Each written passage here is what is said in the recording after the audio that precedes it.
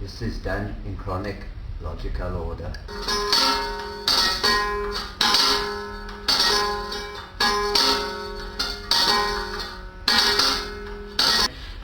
Just to explain what's happening this afternoon, we're going to start with Al's film. We might show it. It's only short. It's like 3.5 minutes.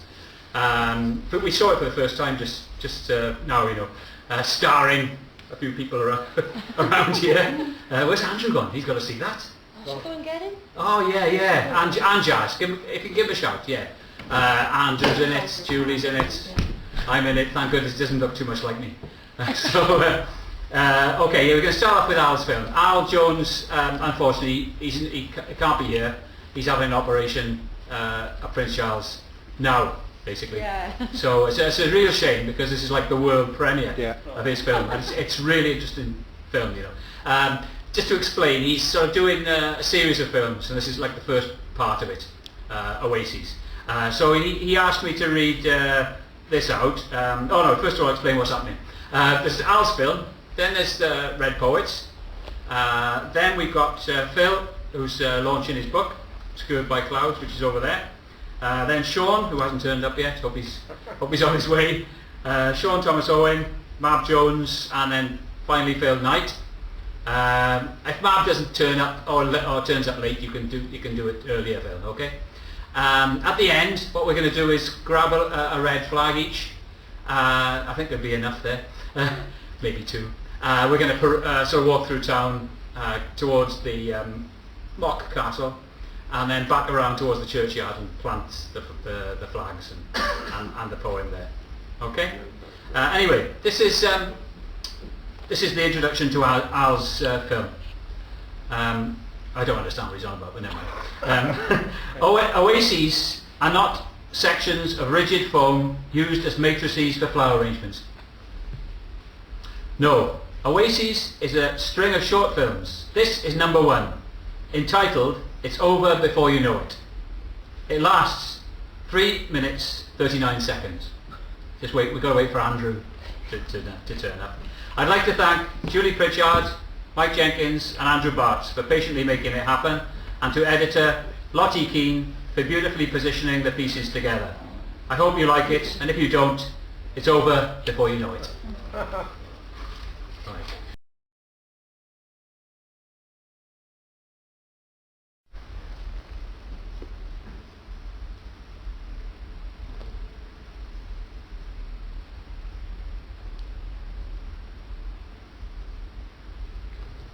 Anybody don't like these pictures? Don't like poetry?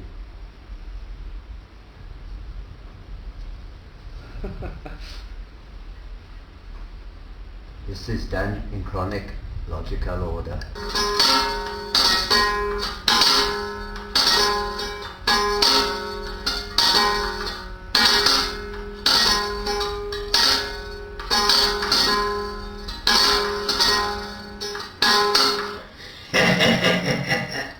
It's over before you know it. No, it's not! All you have to do is keep walking, and it will last forever. Yes, that's right. That's all you have to do. Ladies and gentlemen, boys and girls, the walker is correct. All you have to do is walk.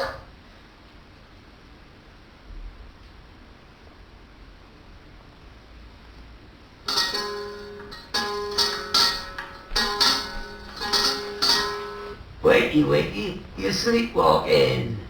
Who said that?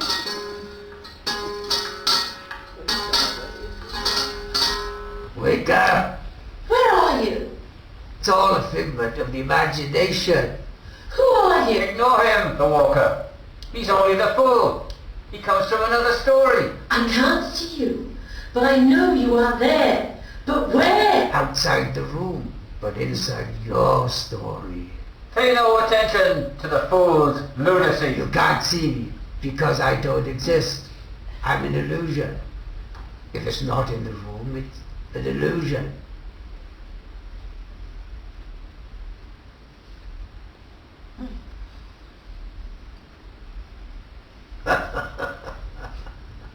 There's nothing outside the room. I think I'll just keep walking to make it last and last. Ladies and gentlemen, boys and girls, let's walk with the walker.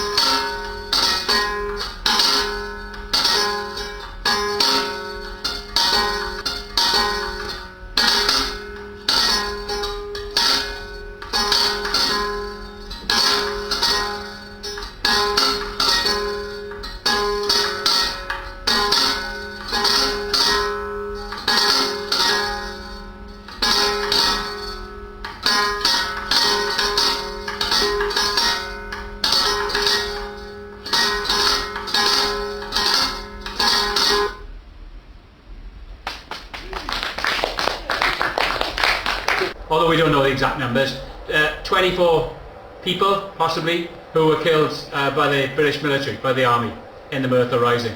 And obviously they're not commemorated at all. Obviously Dick Mandarin is, but they aren't. So they should be. Okay, so it's the Red Poets section, and welcome to Tim Richards, who's been with us almost from the start. The Red Poets, great books. Two poems. I remember when this place was first opened, it was opened by the guy called Wingnut, Prince Charles, the Prince of Wales. Yeah? So this is a poem about the Prince of Wales. The Prince of Wales does not make sense, an upper class twit, to wit, who doesn't fit. The Prince of Wales is not even Welsh, so he totally failed to represent Wales. The Prince of Wales lives in a different world. He's a useless dick, an empty con trick. The Prince of Wales, the son of the Queen, is an English aristocrat, to be precise, a pampered brat. The Prince of Wales is the Prince for Wales, not ours, but theirs, and all their heirs. The Prince of Wales knows nothing about us. He's an insult to our pride, a prince to keep us pacified. The Prince of Wales is past his sell-by date. The facade is inadequate to take the weight. The Prince of Wales is a crumbling wreck, out of touch and dated, severely antiquated. The Prince of Wales has no future in Wales. Today the myth fails. We've had enough of fairy tales. And the last one is to do with the Merthyr Rising. Yeah? Dros Ryddid, Collasant, I Gwaed. For freedom they lost their blood.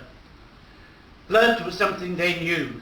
They saw it spurt from severed veins, saw bloody deaths in the ironworks. Blood rushed to their heads when molten ore spilt and scorched their limbs. Blood was spilt in fighting, man against man, struggling to stay alive, just to survive. Blood drenched their flag when they raised it at Dowlais, red with the fire of their anger. Blood filled their hearts. Its warm red smell fueled their determination. Blood they shed later when the troops fired on them and their anger overcame their fear. Blood brought them freedom for a week until money and power restored their authority. Dros Ryddid, Collasant, I Gwaed. And Vanagorch was the flag of their blood. Let us always remember that.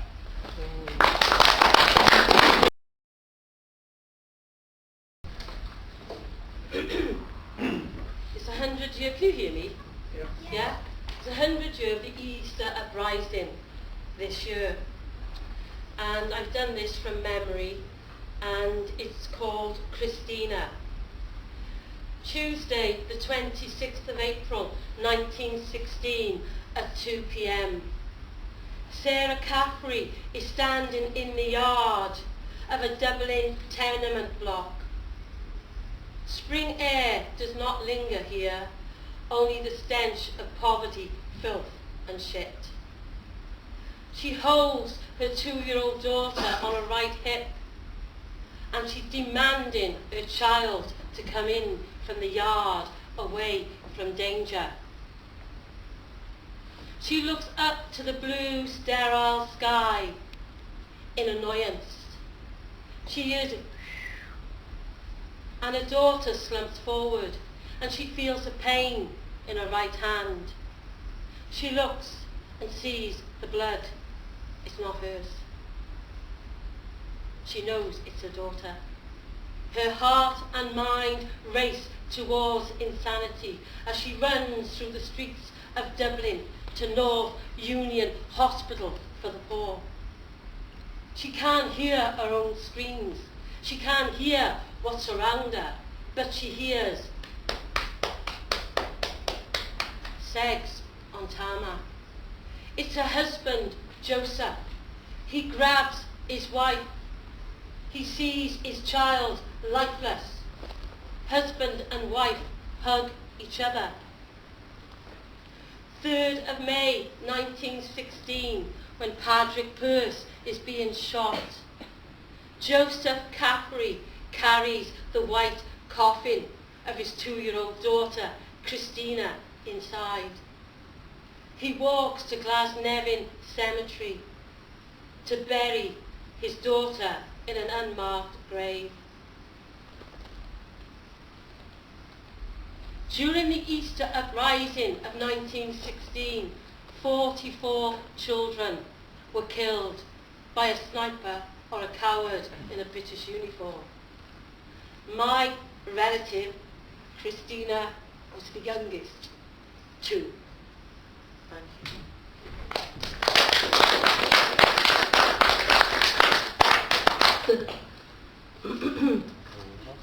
I'm from Ely, a council estate in Ely, and I had a cracking childhood. I loved it. But I became a Republican at such a young age, and this is the reason why. The Queen came to Ely, taken out of class in twos to form a crocodile queue to greet a special lady, the teacher said. Carrie Leahy does not want to be near me because I got nits. I don't want to hold her hands because she's got warts. Marched down to the Cowbridge Road, stood on the pavement to the stink of petrol and my teacher's hairspray. She gives me a Union Jack. I give it back, fold my hand against my chest and give a look of disdain. Then the teacher shouts above the noise of the traffic, "Here she is! Here's the Queen! Wave your flags, children! Cheer!" I am not amused. I see the funny black shaped car, inside dressed in lemon, looking like a canary. She waves sideways, looking like a canary in a cage. She waves sideways. I poke my tongue out in rage. The teacher clips the back of my ear and stings the back of my legs. You are a naughty child. You have a wonderful disrespect for anything and everything in authority. I looked up and smiled.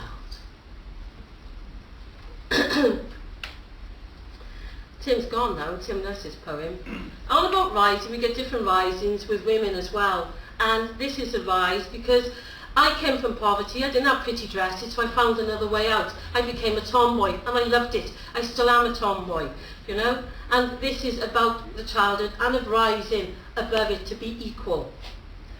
At cricket, they always picked me to be wicket keeper. Even when I got my first black eye, I never realised why. And goalie too, wearing my brother's Leeds United socks. Sniffer Clark was on my bedroom wall. No pop stars for me. And my football album was as good as theirs.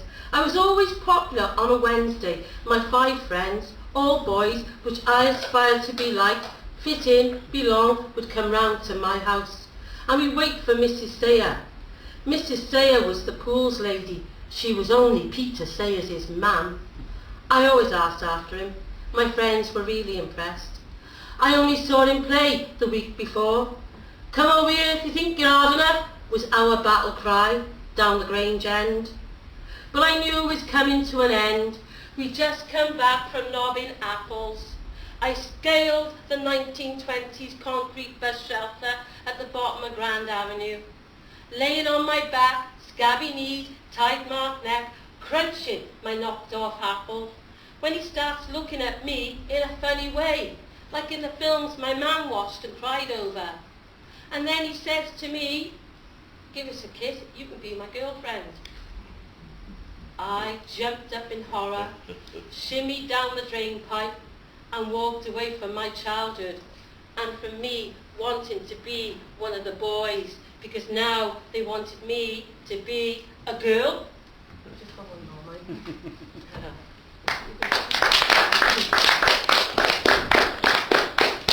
I only wrote this week, so I'm going to give it another airing. She was there before nigh, and a thorn. I'm sorry, I don't do microphones. Sorry, Mike, I can't do them. She was there before nigh, and a thorn in Nightingale's side. A working-class Welsh speaker from North Wales. The world called her out at the age of 14. She crossed many seas and travelled through continents. Saw the blight of war and the cost of a man's life. Age 60. She trained to be a nurse. She was trained by the upper-class bitch lady of the lamp, who was influenced by the bloody blue books and thought the Welsh stupid, ignorant, immoral. She hated the Welsh nurse. Nightingale was wrapped in red tape and bureaucracy. The working-class Welsh nurse rose above the bureaucracy and cut through the red tape by using common sense, care and hygiene. She gave the remaining years of her life to nursing, to be buried in a pauper's grave with many. The government of the day, when Florence had died, brought her into St. Paul's Cathedral in a glass-sided carriage for the entire world to see. The 21st century, the Royal College of Nursing adopted the Welsh working class nurse as their heroine. And they named her after the biggest health board in the UK, Betsy Cadwallader. If Betsy walked the hospital wards today, she would be appalled by a nurse needing a degree for care, compassion and hygiene. She would see that degree as no better than Florence's red tape and bureaucracy. It creates elitism and adds distance from the patient. GPs doing deals with massive medical companies, and the government of the day allowing only the cheaper medicines for those who cannot afford more. She would see the elderly's life rendered paper thin and worthless, who really don't exist. They're just a statistic on a list. Thank you. Okay, John Williams, thank you. Cheers, John. Took the steps just to get his heart on.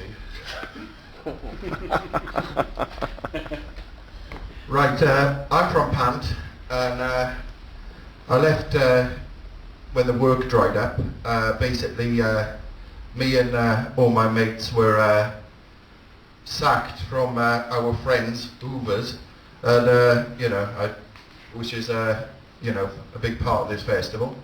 I would have brought down my redundancy later, but I probably would have got so angry, I probably would have drove the C5 off Moreless Cliffs like a scene from Quadrophenia or something. I'm not impressed with the line on my friends type of thing, you know what I mean? Anyway, I'm here anyway, and this is a poem about the Fosse of Fran up the road, and it's about when I used to come down from London to visit my girlfriend, and it's called the Fosse of Fran Sooty Show. I can't wait to see you again. The train is packed. Be nice to get some air. I haven't been outside since the Rose Garden in Greenwich, and people moan about the congestion charge. An hour later I'm off the train in Merthyr. It's okay, I've got the case, just leave me get some breath. There's the old houseman. People don't clean their windows and doors, do they? Could you put the cat out? I can't breathe again. Have you seen my puffers? 4:30 every bloody morning. I feel like I need an ambulance. You sure there's no gas leaks? It's not worth it. The GP hates me. I need to get a new script for Ventolin, mind. Keep the windows closed. The pollution's killing me. I never thought London air was cleaner than home. The X-ray shows a black stain. I'm on oxygen. I'm waiting for tests. My seizures and Crohn's are worse due to my low immune system. 2 weeks of hell, but at least I'm discharged today. What's on TV? Could you pass me my puffers? I close the windows. I can't go back in. I haven't got the strength.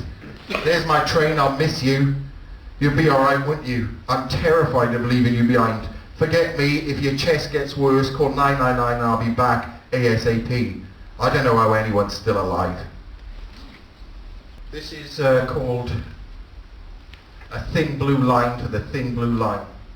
Of course it's another petition. Leave house to helicopters in position. Go into the protest, it's the right thing to do. So why are the police filming you? A neutral policy, or so they tell me, whilst refusing to film the VIPs. Trust the police, why should we? Trust the police, why should we? Arrogance, there's no immunity. Telling lies to you and me, whilst guarding the ruin to your society. They ask for trust from the community. You're nothing like the rest of us. Cowards in yellow protecting the dealers of black dust.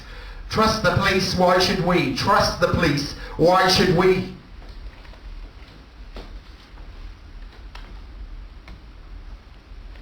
And this is my last one, and it's, as I said, I was coming down to, when I'd got rushed into hospital with a black stain on my lung after the falsafran up the road. I was resting in my girlfriend's house in Toyne.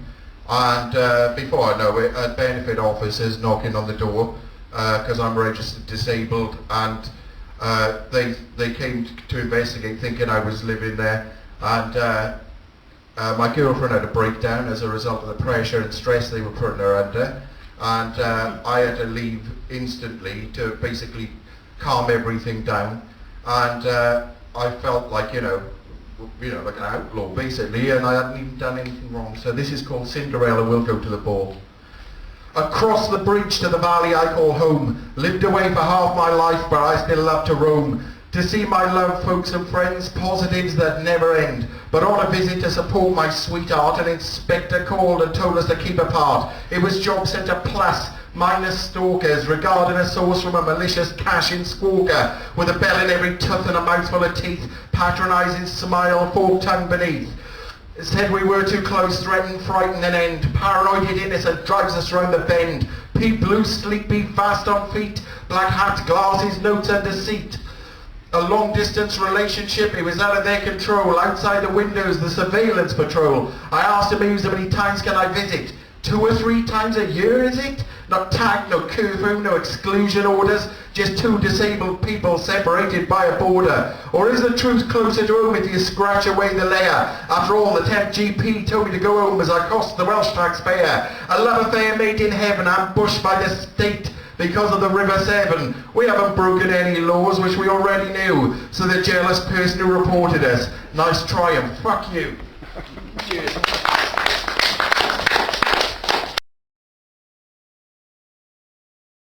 I got 2 poems which are basically, one is remembering obviously what happened in 1831, which is about an injustice that shouldn't have happened, and another one which is called Injustice, which I wrote a couple of years ago, which is about the general state of our government. So I'll read the old one first anyway. It's called Injustice. The dragons breathing fire, our country's a quagmire, a seething mass corruption, a breathing class eruption, perverse polluted politicians interested only in acquisitions. Those fat cats sit in gilded cage whilst people fight for minimum wage. A living wage, a dying wage, the working class is in a rage. Old people shiver in unheated homes, relying on leaders like Carr and Jones to acknowledge their worth, the sacrifices they made. They fought the wars and foundations laid. For the NHS to care for all, not this bureaucratic red brick wall. An iron Bevan turning in his grave, medical staff once revered, now grossly underpaid. MPs take a pay rise, whilst another atos fit for work dies. Give to the rich and take from the poor, our government's eternal law. Parents weep while children sleep. A weariness ensues. Closing libraries, leisure centres too. Nothing for the kids to do. Stand on street corners smoking dope. A plague of children with no hope. A corruption rife in Senate's guise. People fed up with their lies. So working classes, we must fight. We can win this war if we all unite. This one is called Merthyr Rising. Thank you to Todd for the name of the poem, so I didn't know what to call it. So yeah, it's a good name, Merthyr Rising. Depression, oppression, unemployment, wages cut, poverty, hardship, crime and massive debt. Workers, tradesmen, radicals raise the red flag of rebellion. A loaf of bread impaled has now become symbolical. Shops and houses raided, confiscated goods returned. Merthyr Town was rising, for equality they yearned. Simple demands were issued. Bread and cheese was one such call. Food on the table, increased wages for all. A meeting at the castle inn, magistrates and iron masters. The right to basic human rights was turned down by those bastards. Word soon spread, masses outraged. Troops called in, war was waged. Welsh led by Lewis, as the huntsman he was known. 200 people injured, 24 never went home. The soldier stabbed, Black was his name. For his injury, young Dick was framed. Despite protest of innocence, to the gallows he was sent. Name now preserved in martyrdom, for Penderyn we lament. Thank you.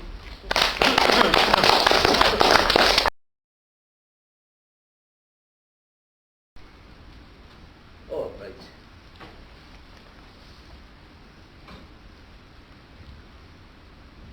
That's I can't see it. And God said, let there be light. I flicked the switch, nothing, no money for the meter. This is called pride. My friend gave me a badge and said, I hope you don't get beaten up for wearing it. Rainbow coloured, a pride badge. Shock horror, I wasn't beaten up. Instead, I was kissed. True story. Frightened the shit out of me, I tell you.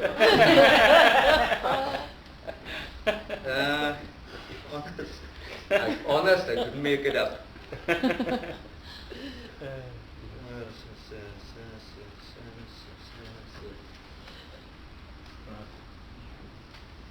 sure I got something that's half decent too.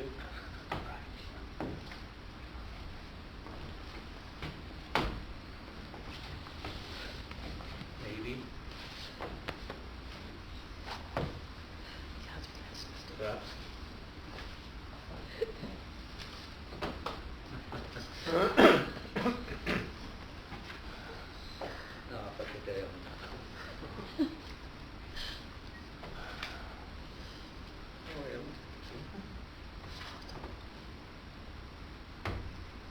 I can always have 5 Jews to challenge your views. Dr. Zuckerman said that Jesus said love is everything, that Marx said money is everything, that Freud said sex is everything, and Einstein said everything is relative. And, right, of biblical proportions. Pastor Niemoyer's lament should have read, first they came for the mentally and physically disabled, but nobody gave a shit. That's all, folks.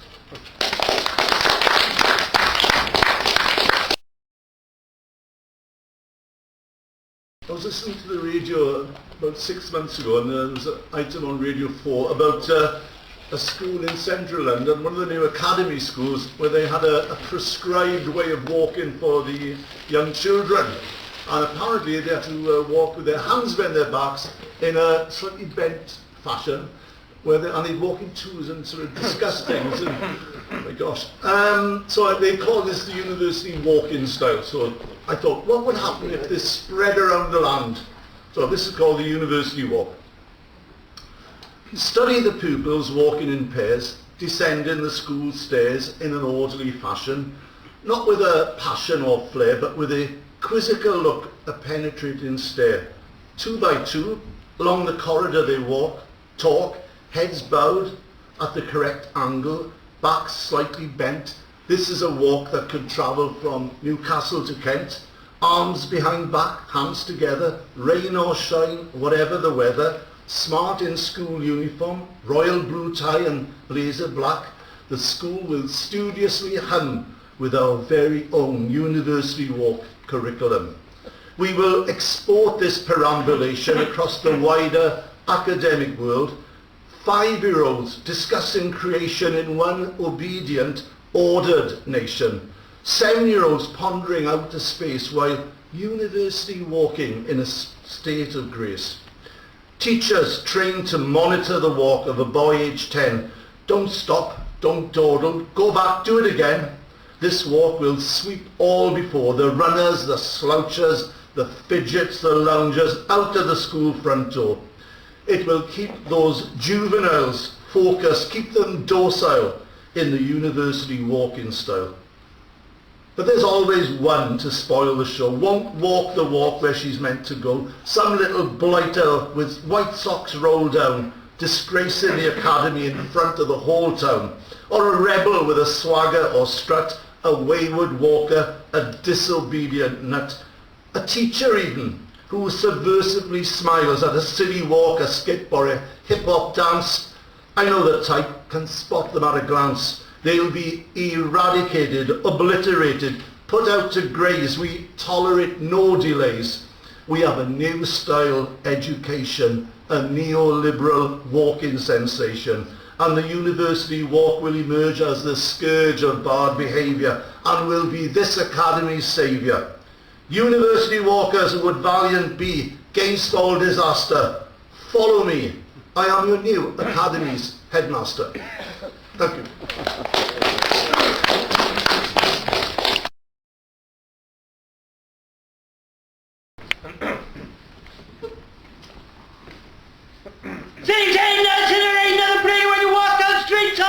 ESA City! Jobs? What jobs? Are they just a myth? Some the kids talk about when they're pissed, leaving school to the council hole. My girlfriend's pregnant, get on the door.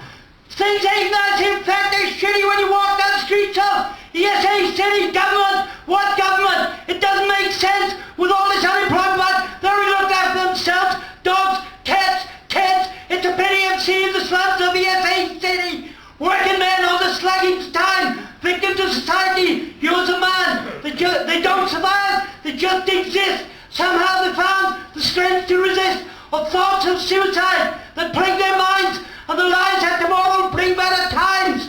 There's only one day in a week, and it's a pity we spend it waiting for the post office to open in the SA City.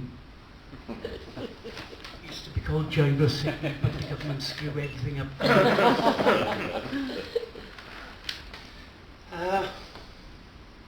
This is about the joys of discovering your girlfriend's pregnant.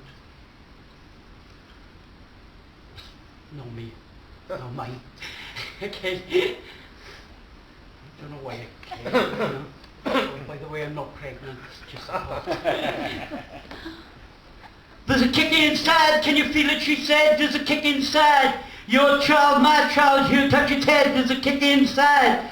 There's a kick inside, can you see it shake? There's a kick inside, your love, my love, something physical that we've made. There's a kick inside, there's a kick inside, soon to be born. There's a kick inside, a new day, a new light, a new dawn. There's a kick inside, there's a kick inside, there's a kick inside. My child's inside of her.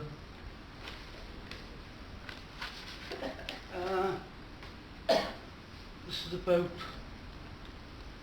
20 minutes old. This morning Muhammad Ali died. He was far more than just a boxer. He was the greatest. He always will be. Boxer, fighter, civil rights leader, campaigner for peace. An artist, an entertainer, a writer. May you always float like a butterfly and sting like a bee.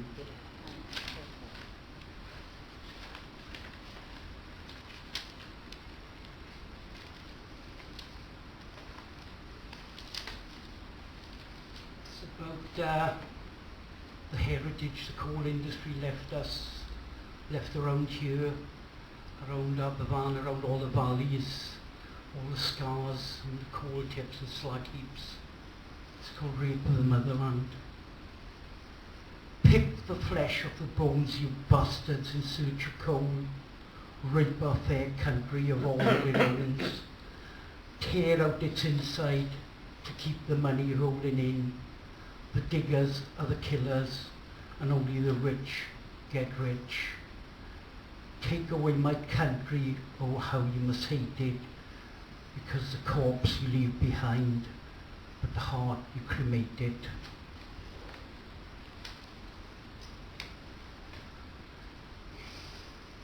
She's so sweet, she got the beat. She got the movement in her feet. She's got the movement that's unique. She's sugar, sugar, sugar on the street.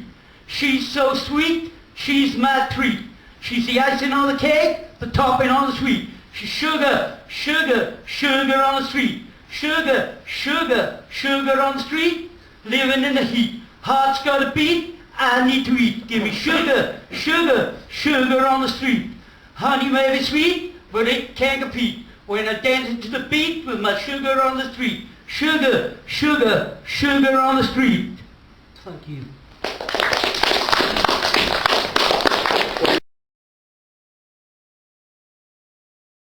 It's called No Boom, Just Bust. Never seen a boom in Merthyr. We've only ever seen bust. Government stats say it's getting better as we scrabble for a crust. We'll be back to searching for lumps of coal on the hillsides. Pound and charity shops and pawnbrokers are the ones who thrive. Get a job in the retail park, get a zero contract or minimum wage. Stats claim there's loads of work, you'll have to move to London to live. They cut all the benefits, like lopping off our limbs. And now we've got council cuts, making our brain cells rust. Cameron and Osborne claim it's improving, and they've got the numbers to prove it. Tricking us with figures like loan sharks, while debts are screaming the opposite. Okay, this is a royalist poem, not. Proud to be British. I am British because the Queen is a lovely old lady who harms no one. Because the Jubilee brings us all together, every class, creed and colour. I'm British because the Olympics torch has lit up all our best tourist spots. And because Will I Am has held it, and Boris is a big laugh. I'm British because Usain Bolt speaks fluent English courtesy of the Empire. I'm British because of Shakespeare, even though in school it was gibberish. I'm British because Tesco stock everything with a Union Jack on. Cakes, eggs, pants, crisps and especially Carling. I am British because we're winning and beating the French and Germans. I'm proud because the Queen jumped from a plane with James Bond. I'm especially British because Kate is lush. We've got the best music, sheep, hospital beds. We need a royal baby or funeral next to stop my flag from going limp. Okay, got to watch Sean there. he's doing, don't do me again, Sean, please. Sean did the cover of my book, brilliant, and also the cartoon, the back, you bastard. Okay, this is a homage to Farage. Okay, this is Nigel Farage about a couple of years ago said, it is irresponsible to open up our doors to 29 million people from Romania and Bulgaria. Romanians and Bulgarians are coming. 29 million of them. Shiploads across the channel. We cannot stop them. How many Dimitar Bermatovs will be among them? They'll bring their horse meat with them. More contamination. Like Vlad the Impaler. Like vampires from Transylvania. I've been to Sunny Beach. I know those shady dealers. Bulgarians and Romanians are coming. Not just Romanies on the run, flogging their big issues, but the real thing this time. They'll be taking all the jobs we haven't got. The council housing which has been sold off. Opening unpronounceable shops. They'll be living off benefits and working on fruit farms. There'll be gangs of pickpockets converging on every town. They're coming. 29 million to suck red blood from the union. I've got nothing against them as people, but there's just no room. Okay, thanks. This is about these people here who died in the Merthyr Rising. I think it was 24. I don't know how many exactly, but it's called the Nameless Ones. We are the nameless ones, History's forgotten. We are here not for revenge or detract from that martyr in this town of martyrs, but for you to remember. Here because you dress up those days and make them into a pantomime. Those townsfolk with their mock guns posing with smiling children. A plaque, a pub and a square. Magazine with soldiers looking stern. You have voted for these, and we died for the choice you've made. Caws a bara and I lawr ar brenin. Under the red banner, a small insurrection. Wages locked like trunks, and debt a disease, killing us like trees. We're not claiming all innocence. Weapons and roadblocks did what we could to make this town ours, not the ironmasters, or regiments sent to put us down. Our blood, like the blood of the calf, which stained the flag on the wine, is the sap, despite the downtrodden, frail, leaf-like figures scattered around. We are the forgotten ones. Give us names. Okay, thanks, Diolch. Thank you. Right. Phil is up next. Phil Howells, you ready, Bill? Yeah.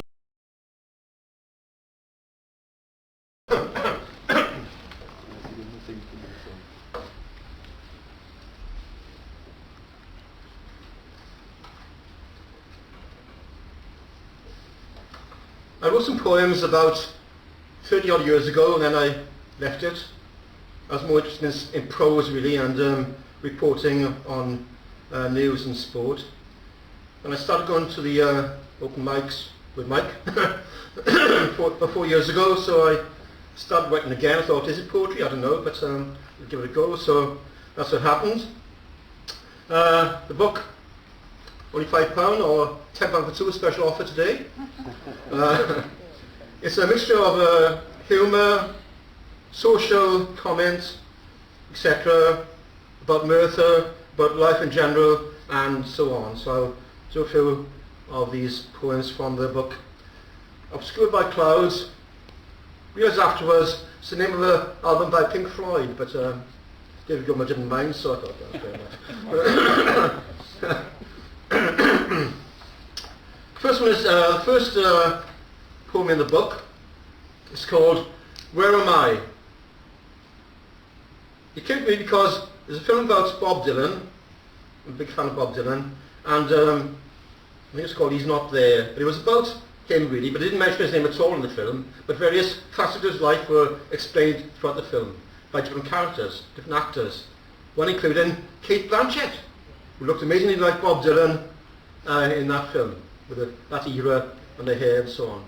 So it's about trying to define someone who changes a great deal.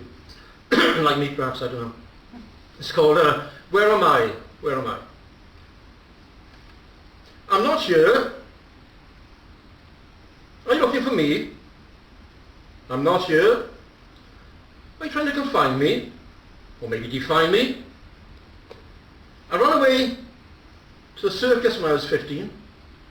I swung on the trapeze. I trod the high wire. I shared a caravan with midgets and a bearded lady. Wore the mask of a clown. Features distorting, switching to a different face. Then I moved on, rode the railway, headed for the city. Sat for my supper. Slept where I could. Never still for long. A new chapter every day on life's highway. Now, I feel like a stranger, but nobody sees. I'm not here. Are you looking for me? I'm not here. I'm over there. That's the first one. The next one is one I wrote last year, shortened for the Merthyr Rising, in fact, and it's called, appropriately enough, it's called Merthyr Rising. We bear the scars, felt the pain, hot iron blast, cold in our veins, slums and low pay, fear of death. This was no life. Struggling for breath, furnace, coal mine. Children at work, turn bosses, not in the shirk. Fight Fight for your rights. Unite in the hope of better things. Together we'll cope. We are men of Merthyr. Flag raised on high. Onwards, upwards, sound the battle cry. The last couple of lines have been used in an email address for a chap who works for the football club, so he was quite impressed with the words, but he wanted to make his people rather than men, to be not sexist. So, we are the men of Merthyr, people of Merthyr, flag raised on high, onwards, upwards, sound the battle cry. This was about Merthyr, or it could be about anywhere really, because it's called Our Town. And all towns have got their own problems. It's not just about Merthyr, it could be anywhere really, but it's called Our Town. Our town is in a mess, folks. You voted for them. You should have voted for us. Look at what we gave you. Look what they did for you. We had to make cuts. We had to save money. We thought very hard after our 3-course lunch. We really did our best. We came trip to France to compare things over there. My wife had never been to Paris before. The town was changing. Things were looking good. You pulled down, we built up. They left you in the ruins, slipped into the rubble to find a little hope. But we were in charge, we cut the council tax. My son will tell you, that's where he works. My daughter is there too. Here's a list of our achievements. This is what we did for you. Not our fault now when things go wrong. We ticked the right boxes. You crossed them out in the polling booth. But all is not lost. Come back to us. Vote for those who know you best. Any problem, let us know. Phone or email, send a letter, we will come to your door. But give us a chance next time. Things may take a while. You've got to clear up the state they left you in. Won't be our fault if our town is in a mess. This is a true story. It's called What Remains. I'm on the committee of a centre in Troydrew, the Willows Community Centre, and last year or 2 years ago we had money left to us in a man's bequest from his will. £50,000. The trouble was, no one remembered him. But we were told by his relatives what he had been in the village, what he had done, where he'd worked, etc., etc. And he gave us all that money. But they said, well, who is he? So this is what happens when you pass on and you wonder, do people remember you? And some are remembered and some are not. This is called What Remains. His ashes were scattered on a windswept mountain. What was left of him mingled with past spirits. As rain lashed down, birds called and chattered, inviting his last remains to join them in a macabre dance across the sky. He returned to his village, days of his childhood. His hopes had soared on wings as he ascended through life. Now a handful of dust plunged to the earth where he had once played. Schoolboy, student, policeman, teacher, man of many skills. Then, leaving the valleys for classrooms in England, until memory started to fade. But some things he still remembered. Those years in that small Welsh village. His last bequest was made a gift to his birthplace. A welcome gesture, it was said. But not many could recall him. We make our entrance in life. Then we play our part. The exit beckons, so we go. Someone new comes on the scene, and we leave behind our silent thoughts, swirling, forgotten in the air. It's a true story about a man who left his money in his will. I can't remember his name, to be honest, but no one remembered him either, but he left a lot of money to the community centre and the boys' club. This is a funny one, I think, hopefully. Let me find it. It's about the time when we had our cinema in the village of Troydrew, down the valley, our own cinema, called the Palace Cinema. Remember those years ago when we all had our own cinemas in the villages? In Merthyr Rising and Penydarren and Dowlais and all the place, Nelson, down the valley. Now they're all gone, except we have the big view cinemas and all the big multiplex cinemas. we have the Picture Palace. And this is about pictures of the palace. The Picture Palace, or Bug House. Smell of wet seats and orange peel. Wendy ate many sweets, was always sick. 6penny seats in the front, a shilling in the middle. 1 and 6pence for the posh, to a swish of dusty curtain. So dark inside, I never had a seat. Big film, small film, continuous show. Going halfway, then, we seen this bit, let's go. We knew the murderer before we saw the murder. X-films, don't worry! They showed the birth of a baby. Roger, age 14, fainted! And was carried out. FA Cup final in the news.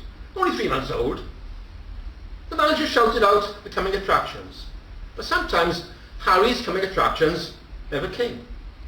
7 brides for 7 brothers became, next week, the Eddie Duchin story. One night, ice cream on sale from the cafe next door. Then home we would go, my brother and I, acting out the film. Cowboys and Indians on the settee of British versus the Germans in the war. Then, in the 1960s, the last picture show. Lights flickered out. The silver screen faded. Our village was never the same again. That's pictures of the palace. I'll do this one, another funny one if I can find it here. Hope it's funny anyway. If you've been in a town in Merthyr or other towns in the area on a Saturday night, Sunday morning, it's an experience. 12 o'clock, 1 o'clock in the morning, you never know what's around. People coming out to the pubs and clubs, queuing up for the kebab shop, people lying in the gutter. That's not me, but I've seen it. So this is called A Good Night Out. A Good Night Out. The fat girl lay slumped on the pavement, legs dangling in the gutter. It was midnight in Merthyr. Not as cold as Moscow. No one was rushing about. It was the fag end of the night. The bright sparks of early evening now slowly smouldered.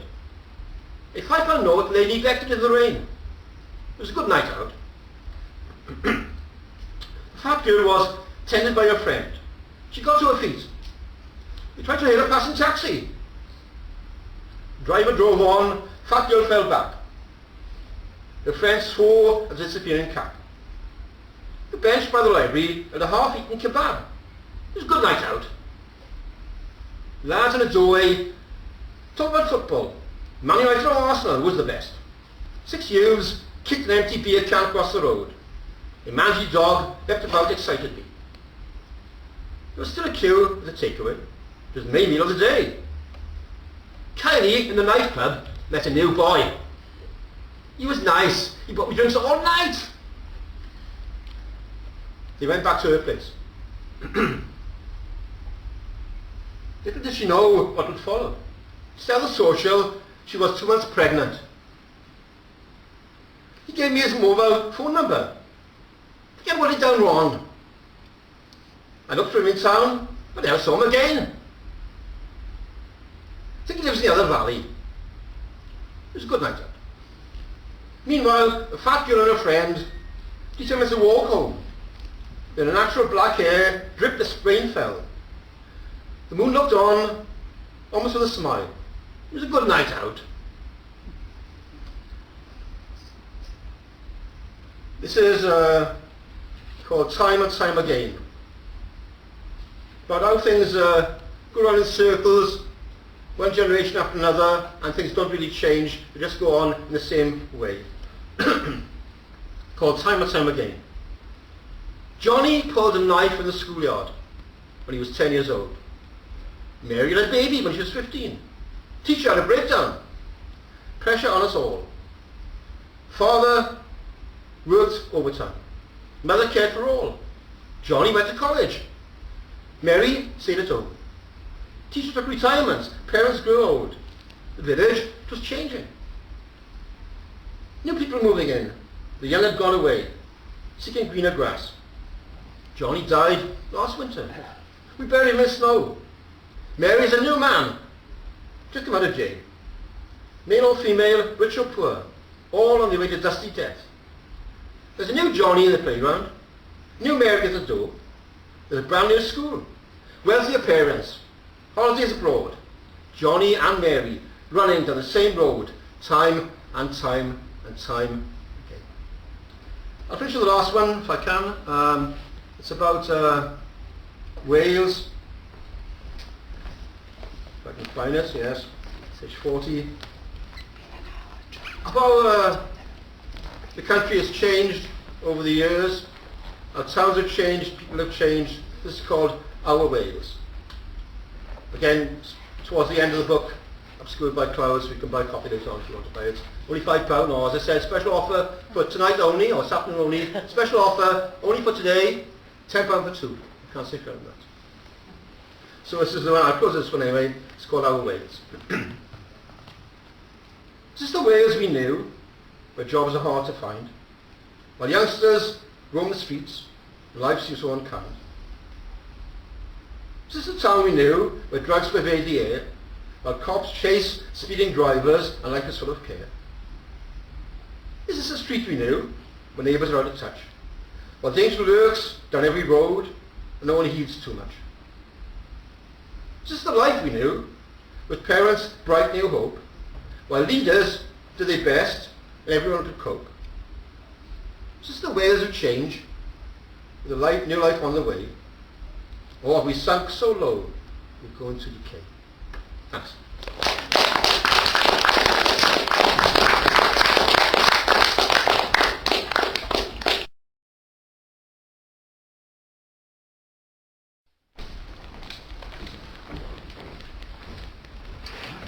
Alright, a bit taller than people.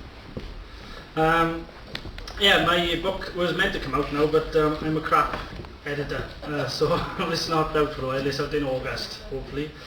But I'm going to do bits from each now, as well as one that hasn't come out at all yet, but it's linked to the book. But I didn't finish in time for the first edit, so it's not in there. I'm going to start with a short one. This is called Cuts. I cut myself. I cut myself to help the economy. Even though it's only me I cut, when I sit, drawing the smallest slit in the purse of my groin, I know that these cuts will reduce the deficit. Trickle down economics, from the banks of my knees to the red pool at my feet. I cut myself to help the razor and plaster industries. I don't need A&E because this is private, between you and me. I know these cuts are helping everyone, and I got the scars to prove it. This next one is specifically about Merthyr. I was supposed to be part of the Commonwealth Theatre when they were up on the Gurnus estate, but unfortunately I couldn't do it because I was doing something else on the same night that it was meant to be performed.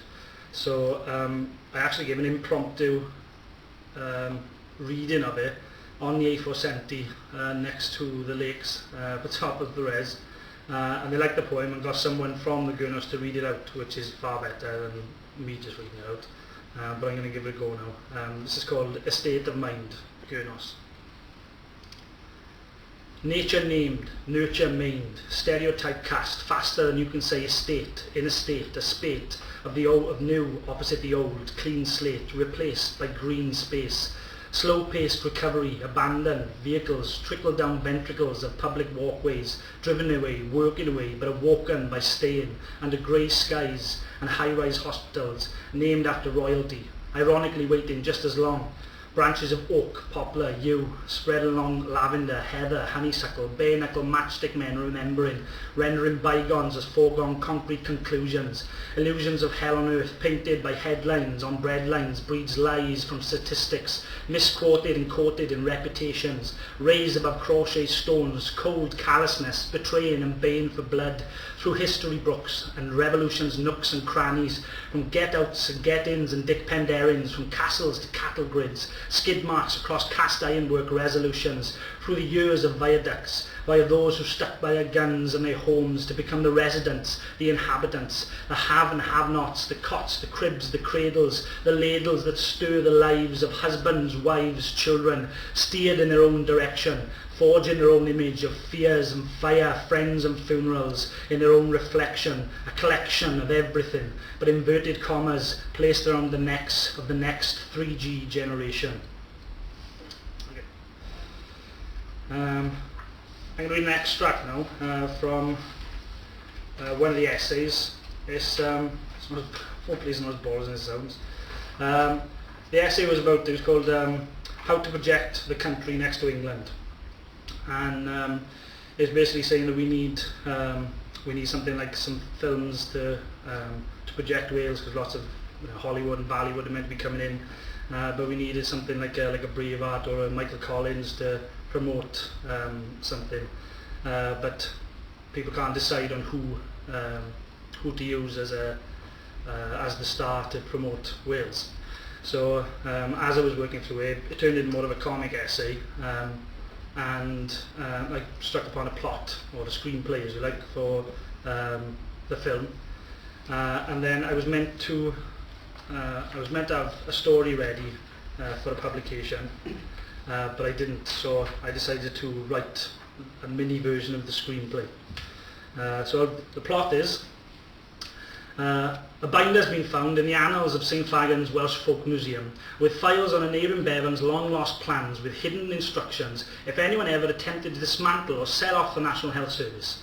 A secret clause reveals that any signatory of a sitting government that willingly privatised or abolishes the service will be imprisoned based on laws tantamount to treason. Similar to burying the fact that the Tory Chancellor, George Osborne, borrowed more in the 2010-15 administration than every Labour government put together, the Tories attempt to keep the clause hidden from the public and the press, particularly The Guardian. But the film's clause, titled Vermin, the Vermin clause, is enforced by the spirit of Bevan, sent in the form of a robot so as he can pass undetected with modern day politicians. Part political drama, part sci-fi action extravaganza. Title is Vermin, Political Terminator from Tredegar. The tagline is, he'll put him in a hospital that he founded. There's options for sequels, Vermin 2, Nye vs Maggie. The Tories recreated bionic Margaret Thatcher in an attempt to stop any reform. And Vermin 3, Origins, where they return to Tredegar to show the emergence of Nye from humble beginnings to the troublemaker trade union, and the political heights as deputy leader of the Labour Party. Basically a reboot of any Nye Bevan sort of. Has anyone seen Food for Ravens? No? Yeah, you have seen it. Oh, no, there's one person who's seen that film because nobody. Two people. That's you can do the review with because nobody saw it. I was thinking of who could play it. Michael Sheen has already played one saviour, and unfortunately portrayed the most notorious modern day British politician twice, Tony Blair. Actually, 3 times, in The Deal, The Queen and The Special Relationship. Merthyr Rhys recently played another Welsh icon, Don Thomas, and Rhys Evans, as a prolific actor that he is too thin to play. So Welsh casting agents probably go for a beloved member of Pobl Cwm like they do for every other film. So they need to be bypassed to punt for a superstar actor who would dedicate time and effort to emulate the distinct oratory style and the Deacon-esque delivery of his speeches, as well as being able to improvise Bevan's rapier wit and put down. So obviously it's got to be Daniel Day-Lewis because he plays everybody. He'd spent 6 months in Tredegar, putting on weight, throwing darts at pictures of Churchill, and learning the accent in true the method actor style. Like Sheen's Gospel of Us, where the film be played in real time at Tredegar, where Bevan made his inaugural speech for the plans for the NHS. The 7-bridge toll, given that it's near parity to an administration price of a cinema ticket, will be used as a box office for the performance. So this is a mini script then, it's not very long, and this is the snippets of Vermin. So it starts, picture it, on a junior doctor picket line, at University College Hospital in London, between 2 junior doctors. I'm telling you, it was him. You sure it wasn't a look-alike, like a publicity stunt? I'd be a pretty weak one if it was. There were no cameras, and I haven't seen anything on Twitter or Facebook. Plus, he just turned up, asked a few questions and left. What did he ask you?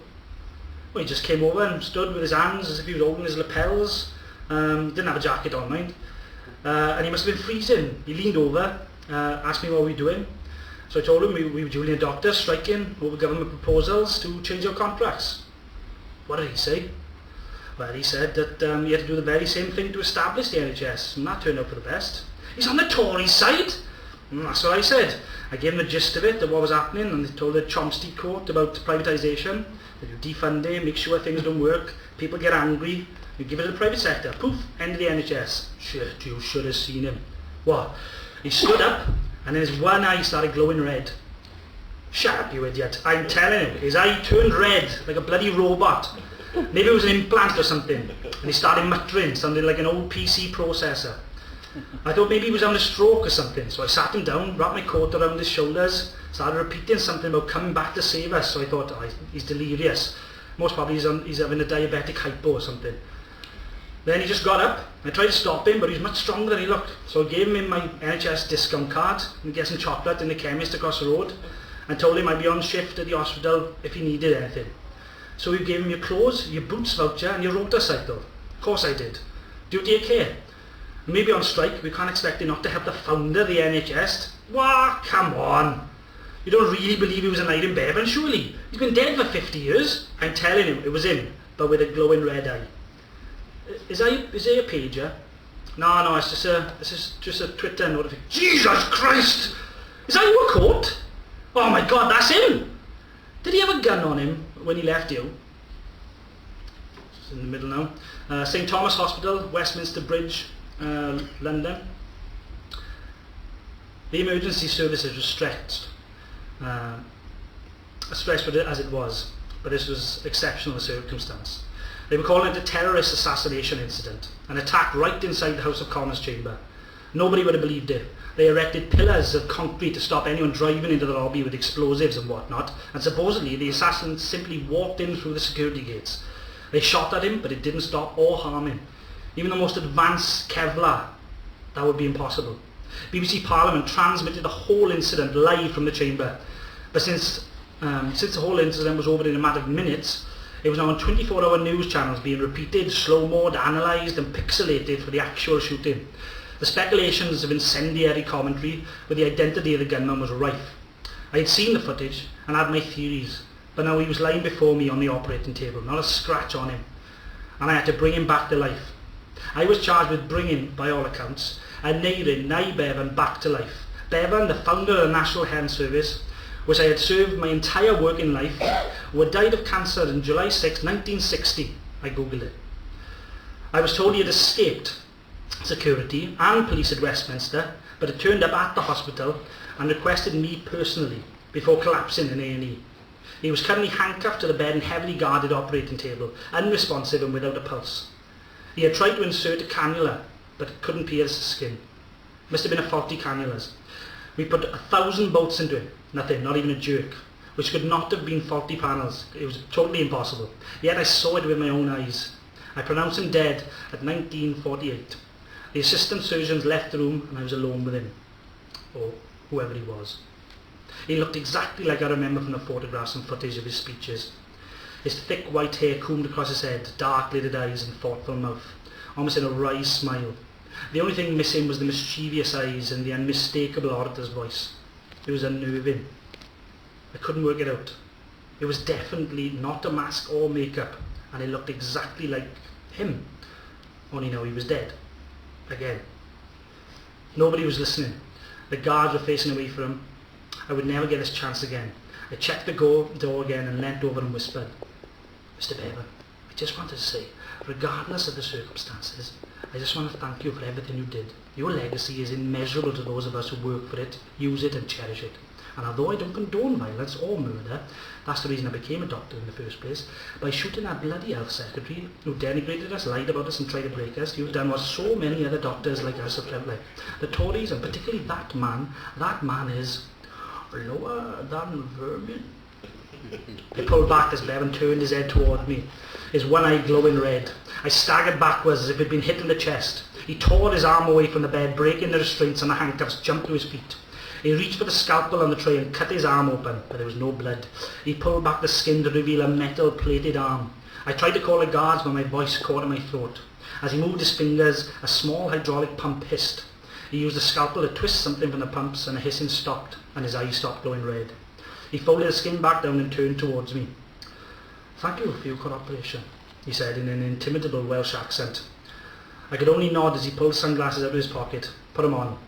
Hasta Tradiga, baby." He turned and charged at the guarded door, the guards barely having time to react before he broke through, crossed the hallway, and leaped and smashed through the glass of the 4th floor window.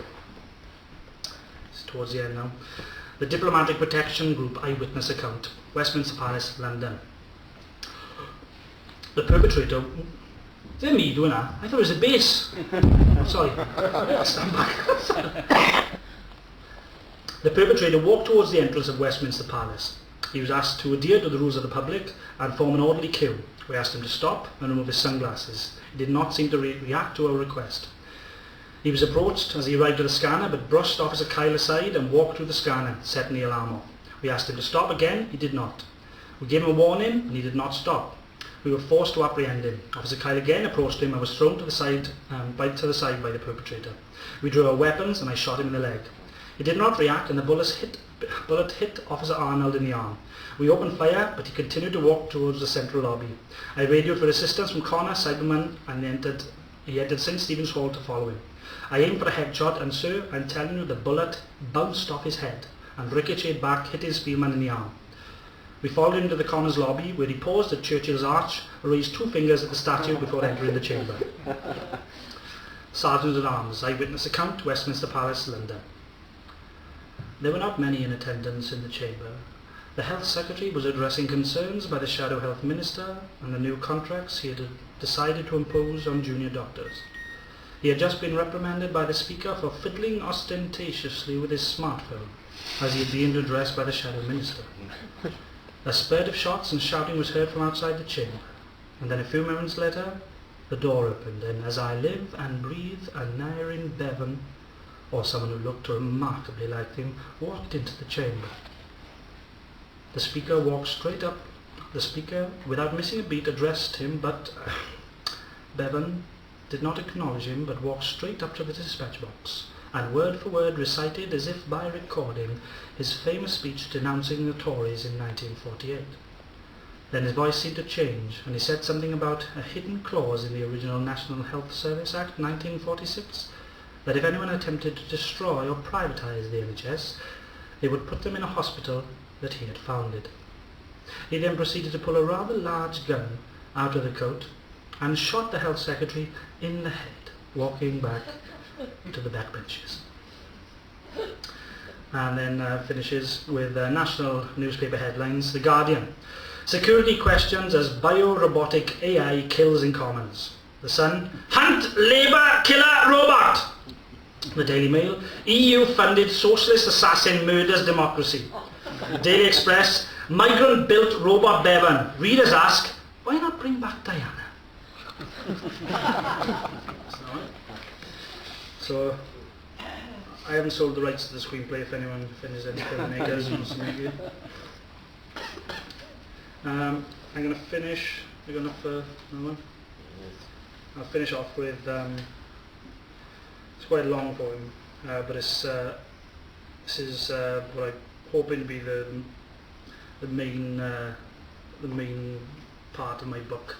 Like I said, I'm from the Rhondda, and Ridwan Williams is from the Rhondda. If anyone wants a crack and read Rhondda poems, I'm not sure if it's still in print, but this is a rewriting of In Praise of a Valley, which is one of the main poems in the book, and it's called Write About What You Know, In Praise of a Valley, after Ridwan Williams. Rhondda, this patient valley, though ebullient under relentless skies, its remaining limbs Trehavor to Blancum, Llwynkellin to Mardi, straining an exhausted mother continuing to conceive in her advancing years. Here, frontiers of new forestry hide the heaped fossils of the forgotten, tall, unused, stacked, tired, untold stories, sweeping from the mortar and stone of those old workhorses who defied the iron hoar, where skulls underground remain long-lost eyes and voices, a people's past trickling like the residue through discarded plastic flagons and barbecues. Here, where sloshing mountain streams scar the mountain wet and white. From the torrents we receive an economic hemorrhage after industry's rape and abandonment. Only moonscaped hills replanted memory can conceal. Once upon our past, walls of black gold and wooden prop in dry lung huddled in the hills, an offering of work or mercy. On the hungry suns and giddy ants, night owls and morning bells started the slopes, as unrelenting to the mourner's years. The immeasurable loss, year two slag and boulders, sparred with purple heather, foxglove and fern. The unchanged wind splashed colour back into the trees. The last hooter bore the night blacker than any miner's throat, and the wheels of the daft and idle reprived the dusk of the Vale Valley's choir's song. That woman said, "Let there be dark times," and there were dark times. The last pit, the darkness deflowered the fields of work, broke its back, embraced the old virgin's final quiver. Here man created his world, terraces straight taut like leashes around the necks of dogs huddled to their gods' houses. Llys Bethel, T Tabernacle, Llys Maria, T Noddfa, Llys Silo, where sparrows found a bite, the saint a solitary room, the sinner a lonely haven. It is a saga tomorrow's already forgotten. The jellied stones are meek and the mountains still share, proud yet devoured by their green judgment. From their sealed corridors of the bay, they vet Pentra, Ystrad, Ferndale, Treorchy, Blancombe, where ghosts of men and lorries move above the rattle of yesterday's tram and the din of the whirling wind-driven blades. Come on and see where the weed now roams, the pissheads rant, and the obscene paraboling for powder, an ounce of green. See where the bars are burnt, and as door to door poured out the corpses of the bank's feet, and their lush women, appalled, barebacked and pregnant, overwhelmed the valley with a tidal sheath. Good grief, said the television, peering over the pulpit, like vultures circling. It was the day they buried young Mardi, mangled under the fall.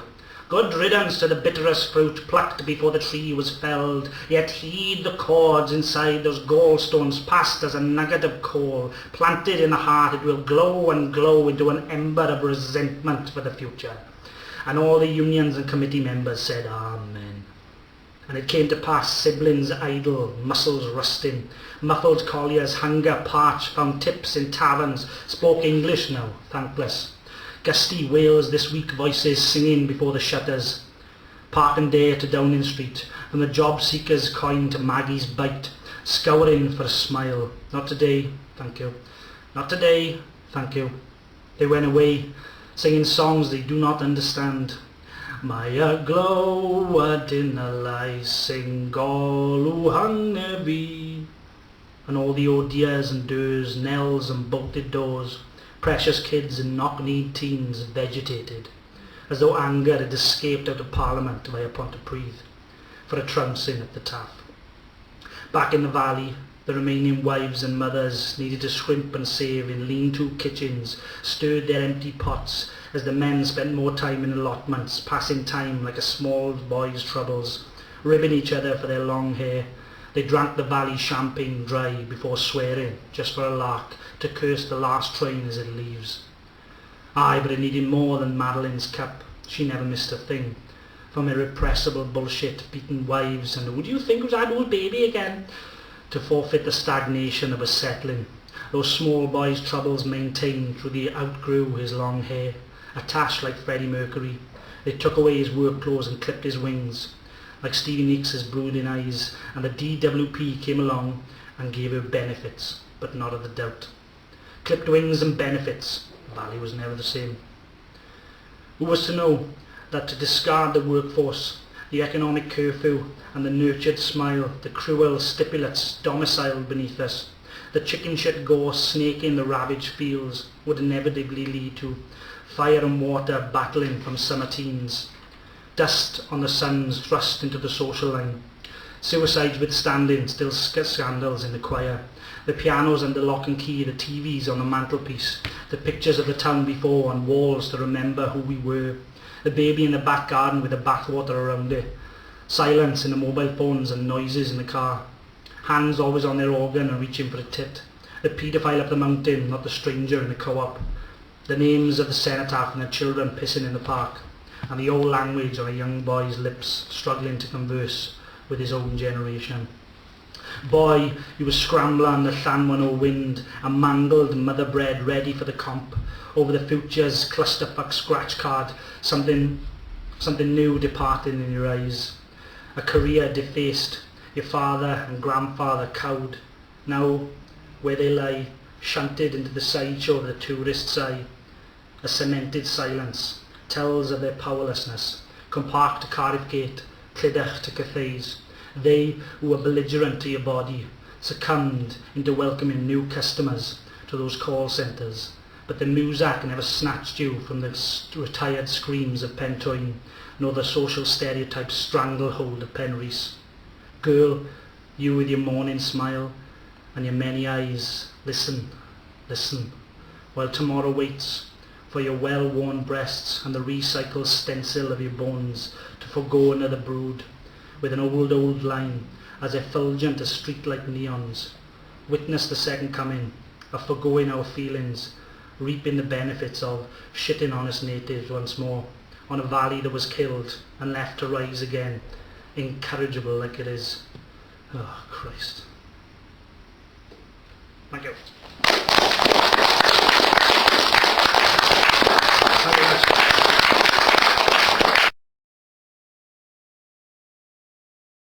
I charge extra for that, no, I'm joking.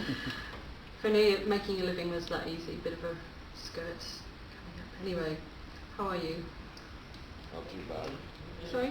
Not too bad, Not too bad. I haven't been reading a lot. It's been about a year and a half actually. I sort of gave up. I don't know if I should say that at the start. I think sometimes you just need to go into yourself and see what comes out, and my work has changed quite a lot. Did you know that, Mike? Well, you're about to find out. But this is one that is kind of in that old, maybe comic style, and it is imaginatively entitled Potato. And it's about being basically about being a little bit chubby. There was a little shoot that took root in the earth. It hoped to be a fruit or a flower of great worth. It hoped that it would grow down below in the mud and then bud into a rose, but instead it was a spud. Yes, the little shoot, the little seed, it grew quite fat and round indeed. Petals it had none of those, leaves from it did not grow, tendrils of those it had nought, buds from it did not sprout, a yellow turd, a lump of mud, oh poor absurd and dumpy spud. But though Potato cried and cried, it knew that it was more inside, and in good time found itself plucked from the dark earth, and then chucked into a bag, into a shop, into a pan, into a gob. Oh great slow potato, just wait, for time will show that you are worth your weight in gold. How many of your sort are sold? For you are French fries, you are chips, you are roasties, you are crisps. Forget the lily and the rose, they are pretty, but both those skinny thinnies are inedible. Your fat body is incredible. The chubbier you are, the chippier you are. Oh potato on a Plato, you're the star. I feel better after doing that one first. I don't know why. Probably because I've put on a little bit of weight. Did you notice, Mike? Don't answer. Be thee silent. Do not speak.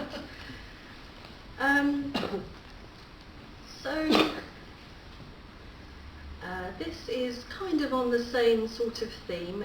It's about working with what you've got, or just accepting it because you're 38 and it's not changing. You're not 38 though, are you? No, I'm talking about myself. This one is called In Praise of Bodies, Celestial and Otherwise, and it's got a lot of astrological facts in it.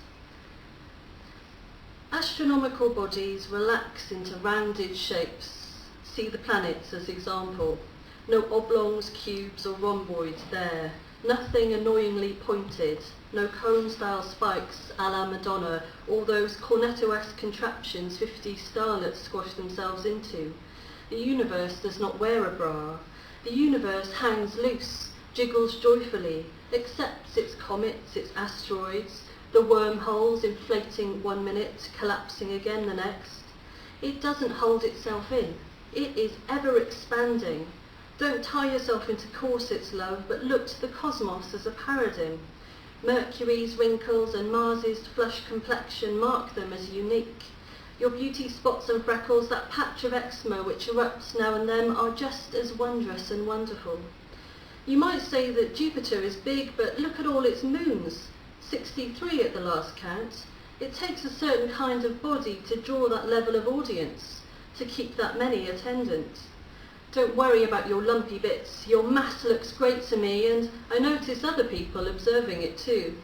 It's what pulled me into your orbit at first, before I discovered your hidden depths, swathed beneath your cloud-like cardigans, your specs, your introverted yet pleasant demeanour below that cruel calm shell.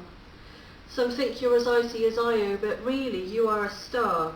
Older, but remember too that stellar remnants shine as brightly as newborn suns. That's why I'm your satellite, the lunar to your terror. I circle you with my arms, measured days by each rotation. And though they say it's dangerous, you compel my naked eye. And though they warn of solar flares, you're the one I always return to. And that's the end of that poem. A lot of these are from this first book that came out in 2014.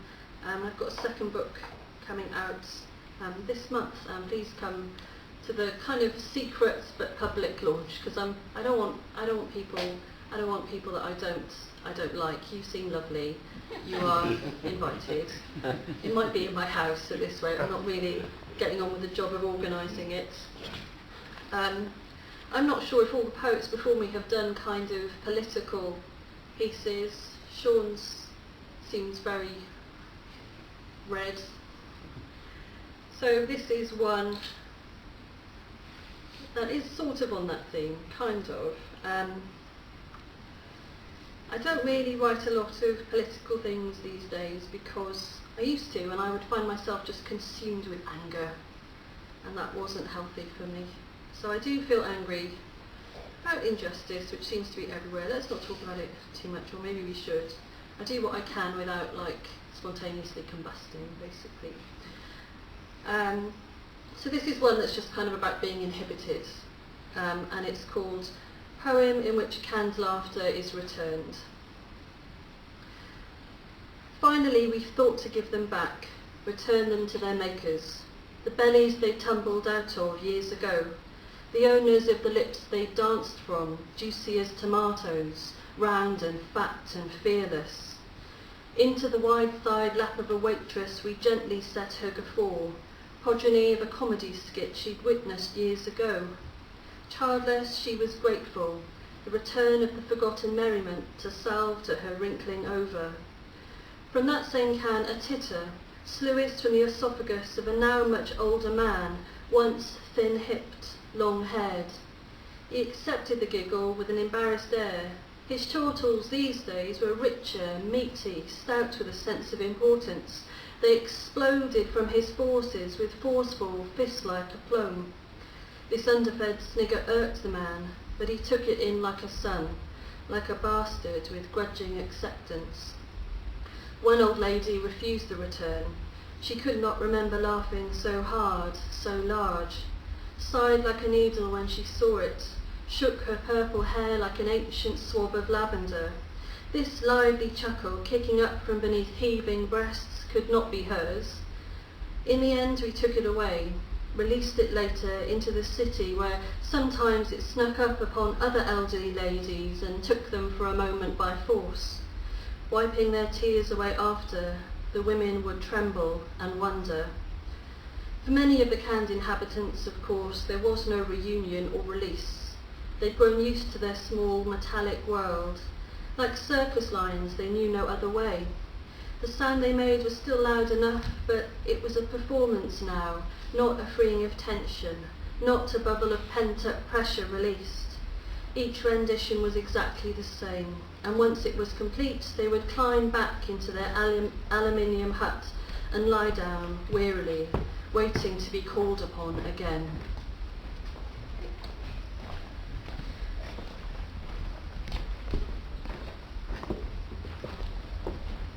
So I've been writing a lot more about, I don't know, when I first started it was just a bit weird because I just suddenly was doing it as like a full-time sort of thing, and I hadn't had any time to work out what I was doing, and it was just rhyming couplets all the way, and I do love rhyming couplets. But I was just sort of working it out, and these more recent ones are not always in that style, and in a way I wasn't really writing what I knew back then. It was all kind of just general observations. It wasn't as personal as these ones. So I haven't read most of these out, is the other thing. Lucky you. This one is called Lover, and it's about visiting my partner in Landock Psychiatric Unit after a breakdown. A bit different to what I used to write. Anyway. Your mind, like blown glass, has cracked. They have taped up what they can. Only a few fragments are missing. In the tea room, an older woman in tight jeans brags about how you give her bear hugs. In the hallway, a girl is pulling herself towards the door on the floor. Ragdoll thin, her hair streams behind her like a wedding veil. You are bearded, a young prince. Dandruff confettis your shoulders as you hold court.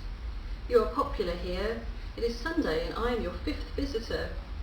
You tell me you love me. You want to show me your poems, but they are in the older woman's room. I see 2 people I know. A sex offender I taught to write haiku. A well-to-do woman I need to invoice for work.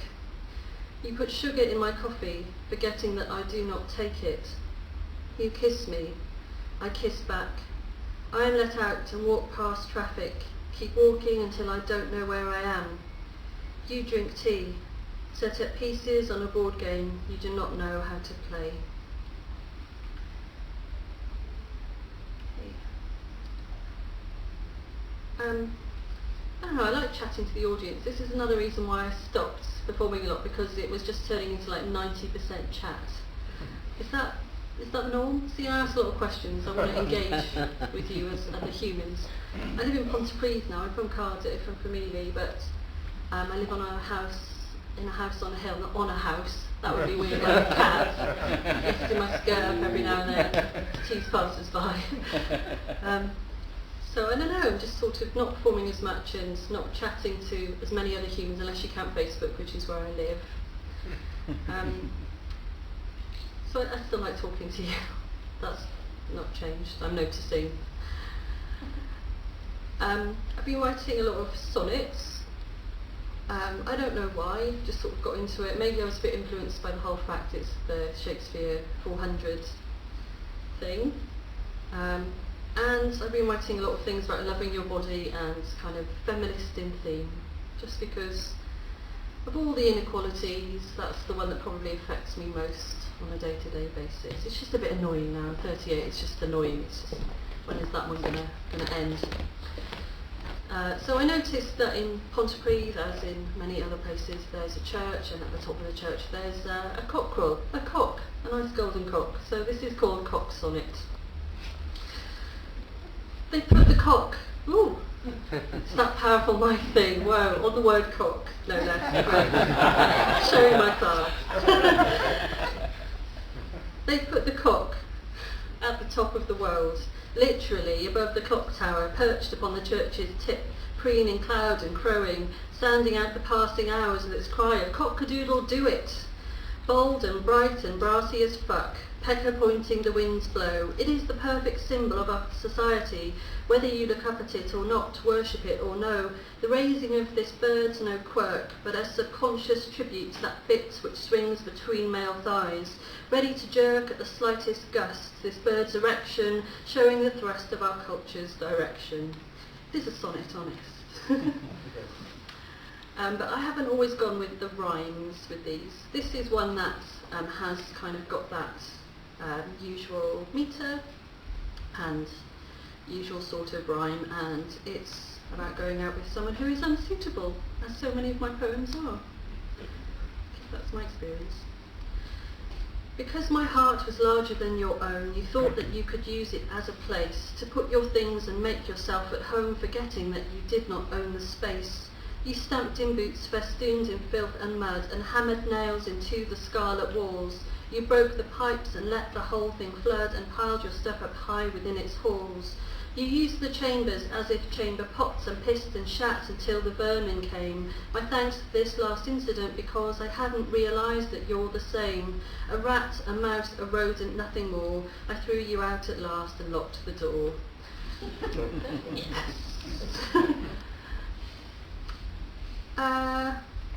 So I'm one of those people who I don't really, flattery doesn't really work, and maybe it's a failing sometimes because people want to say nice things to other humans generally, don't they?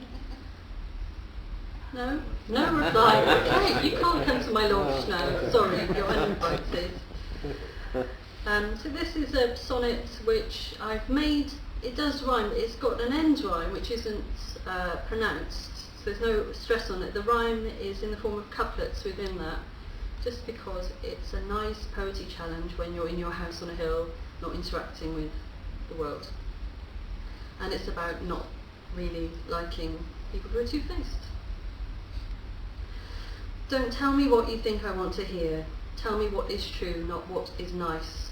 Do not whisper words of comfort in my ear. I want hard facts, not tender lies. If you want a woman who smiles at sweet nothings, well, try someone else and save your spiel. Words to me are instruments more than playthings, not a ball to toss, but tools to wield. Cursed are lovers' lips when lies fall from them, even when those fruits are so pleasant to taste. I desire a partner who's above them, one for whom fibbing is a disgrace. Flattery is meaningless when falsity's entwined. Insults, when honest, are far less unkind. And that's that one. Do you want to hear some more sonnets? I put them on my hand. I could change what my hand says though, at any point. I enjoy these. Therefore I will do them on you, until I'm told to stop. Probably I should stop after a while.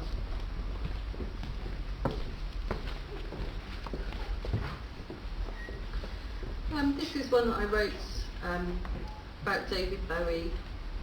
Because of all the many deaths that there have been recently, that was probably the one that actually made me feel a bit sad.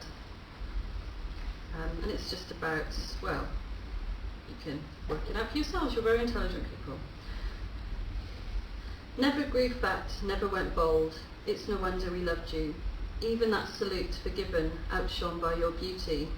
So what, when you weren't a thinning white duke, a planet-sized stardust, if your young self did mounds of coke, made mystical postures. Circles of vinyl in squares on my shelf, adorned with your timeless image, posters repeating your face, cat-cheeked and diamond-eyed, lightning blazing your flesh. You hardly aged, it seemed to me, as I timed kisses and wrinkles by your grooves, grew roly-poly, while your age seems more like a persona, something you chose instead of getting older.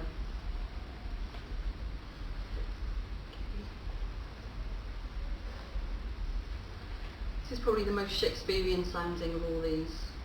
I'm working on a sort of series, you're getting that, aren't you? Yeah. Or sonnet OCD, is that a thing? Could be. My love for you is nothing like the sun. It is not 15 million degrees C. It will not fuse our atoms into one. It likes that you are separate from me. It does not blind you if you want to stare, won't damage your corneas with its rays. It isn't distant like that thing up there, yet keen to set the limits of your days. You could live without it if you wanted. My love does not demand you circle round. Choose your orbit, I won't be affronted if with another body you get wound. Because my love loves freedom most of all, it is the space between us, not that ball.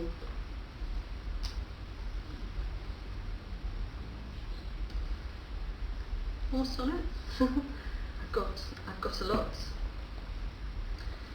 I've never read this one out either, and it's probably the weirdest one. Would you like to hear it? Oh, you've replied. Good. It's true, I sort of was broken-hearted, and then I went to the park and stuffed my face with like a face of a meatball sandwich. It was gross, and that's just the kind of lady I am. And this is about that moment. Meat sonnet. I'm the woman in the park, eating meatballs on a bench, bits of gristle falling from her lips. I'm the woman with the feet of stone, heart of lead, who is ignoring children's screams and mothers' calls, pigeons, everything. I'm the woman on her own, chomping at the food, ripping balls with her rabid chops, lips dripping red, pronged fingers wiping at her chin.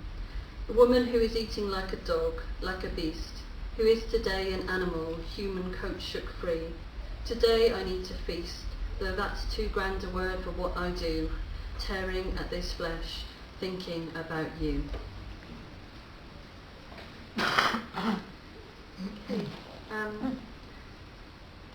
So the new book, it's got lots of personal kind of poems, and also at the end then it's got quite a lot of love poems of different sorts.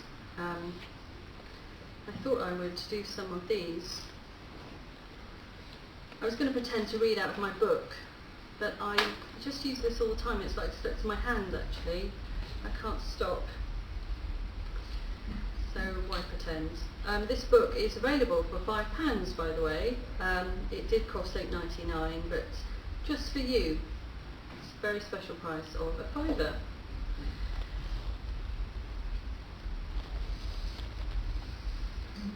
So poems about love, in a way. This one's called Rainbow. Please tell me when you'd like me to stop, by the way. Is it till 2 more? Okay. Rainbow. For you I'd kill a rainbow, set treasure in a field and wait. And when the creature came to feast, I'd let the trap snap shut, work to drag that thrashing arch back home. For you I'd find that rainbow's neck and twist, remove any imperfect flickers, too thick clots of light, and slice. From end to end I'd skin it, ripping colour, one from another, clean, not letting indigo seep into violet, dividing red from orange with a firm biblical hand. I'd cut it into slices, wrap them up in paper, feed you chunks of it later while we watched the sky and chomped, vibrancy flooding our happy mouths, miracle filling our throats. And very last one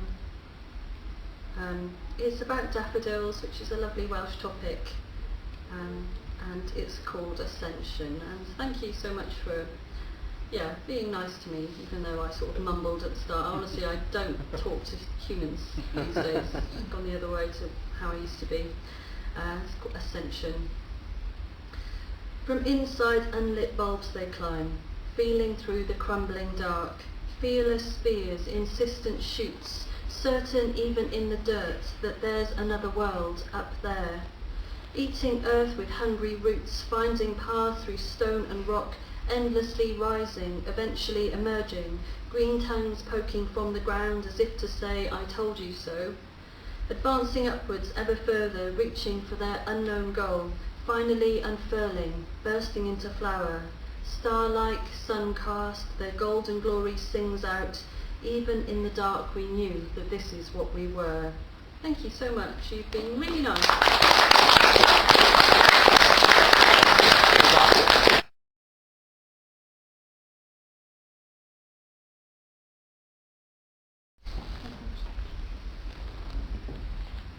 Perfection boasts the swinging shop sign in a sea-blown afternoon above Swansea Bay, while trains pull in and their contents spill out onto grey and more grey. Pale pools of chewing gum and darker gob lurk in cracks where sunlight never falls, while a cripple who's nicked a hospital crutch dodges the speeding bus towards the Friends of the Disabled Community Centre that's closed, ducks when a bearded space cadet walks by with a mean look in his foreign eye, hawking as he goes. And all the while that salted wind rocks an empty red McDonald's carton back and forth on double yellow lines.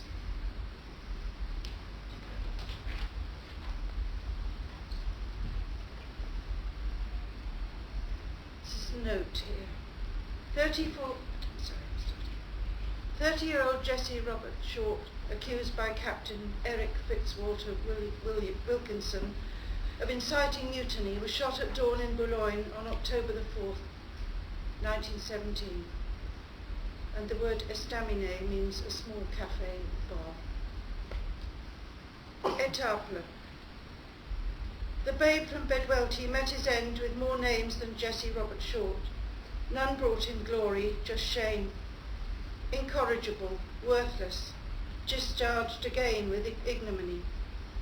Small wonder when the bull-ring shit began to stink and all estaminets banned and fear gripped minds like a vice, that this miner's son stuck up 2 fingers to the former teacher-poet, sporting his military cross and a far superior way with words.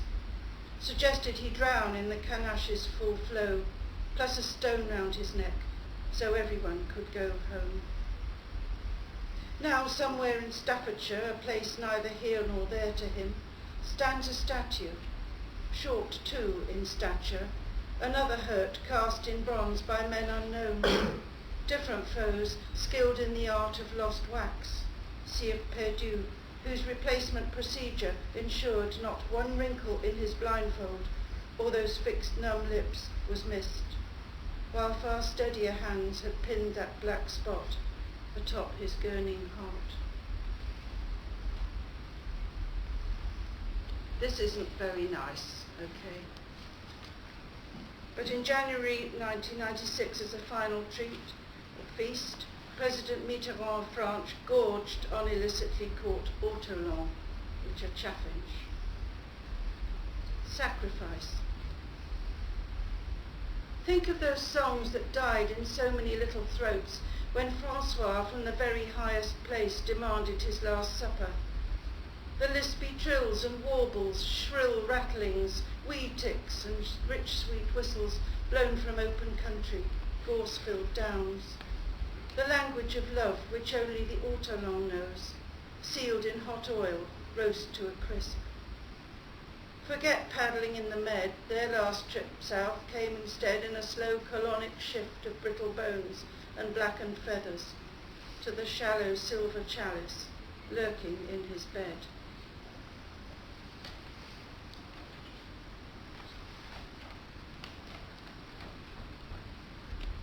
I've done some painting, collage, watercolours of this, but I don't know, words me. The T4 Hadamar Euthanasia Centre was part of the Corrigendes Anstalt Correctional Institution from 1941 to 45, and this is called Hadamar. Hannelore Grunstein lies third in line, all life gone, dug up from that flat dirt field, whose silent parameters are held in check by a high concealing wall. Fingers spread, her mouth agape, she'd come from Andernach in a large grey bus, a killing crate, so locals said, who'd seen the Corrigenden Anstadt's blackened stack, pulse smoke, sniffed charred bones, but never its scentless gas. Soldiers old enough to be her father, flown in from Utah, Maine, Ohio, rest their spades to weep at her wholeness. No obvious wounds. They'd been careful in that particular department, atop the Moshberg Hill, where butterflies were her only crime. So said her nurse's notes, in a neat sloping script. She of the stiffest white apron, tightest smile and hardened soul, for the dusky meadow brown had fluttered too long in her patient's mind. Made her break too many rules, aching to hold one in her hand, while a stone's throw away stands a new hotel, beckoning guests with easy online booking and special offers to relax, unwind, enjoy the town's historic buildings, its rose gardens, the food. And so they come, these TripAdvisor punters, sunning their ignorance by a heart-shaped pool, ogling the fit, alive, young, as Hannah once was, before that thick black tick by her name. The waxen seal, stamped T4. Thank you.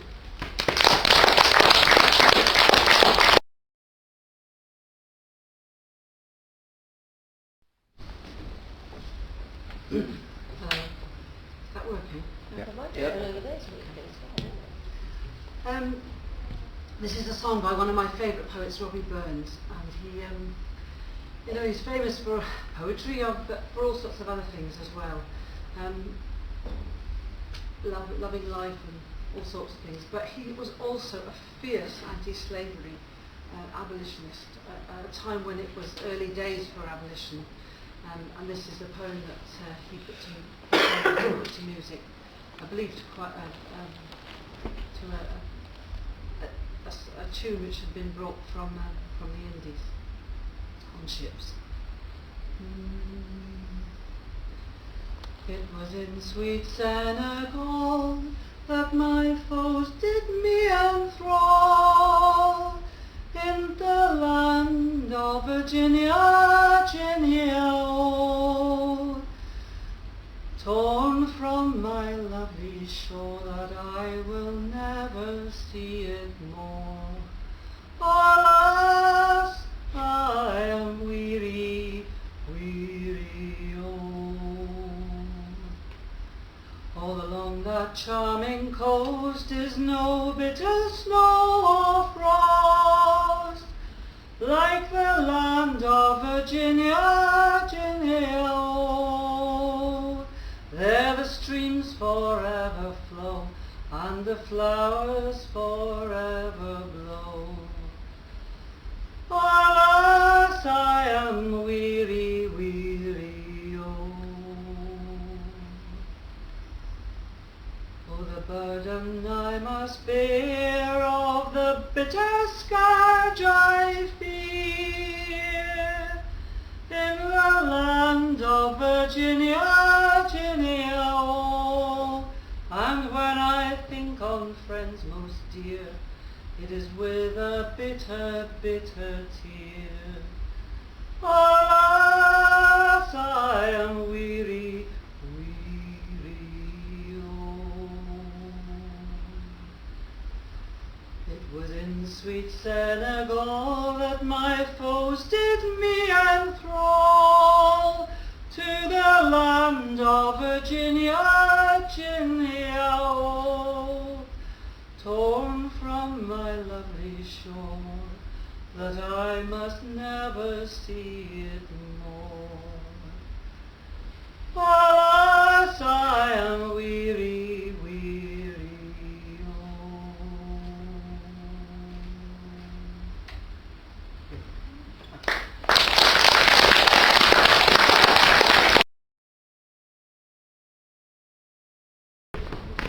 It's not that bad, honest. It's rather good. Flipping heck. I haven't had such reactions since I walked into a Labour Party meeting.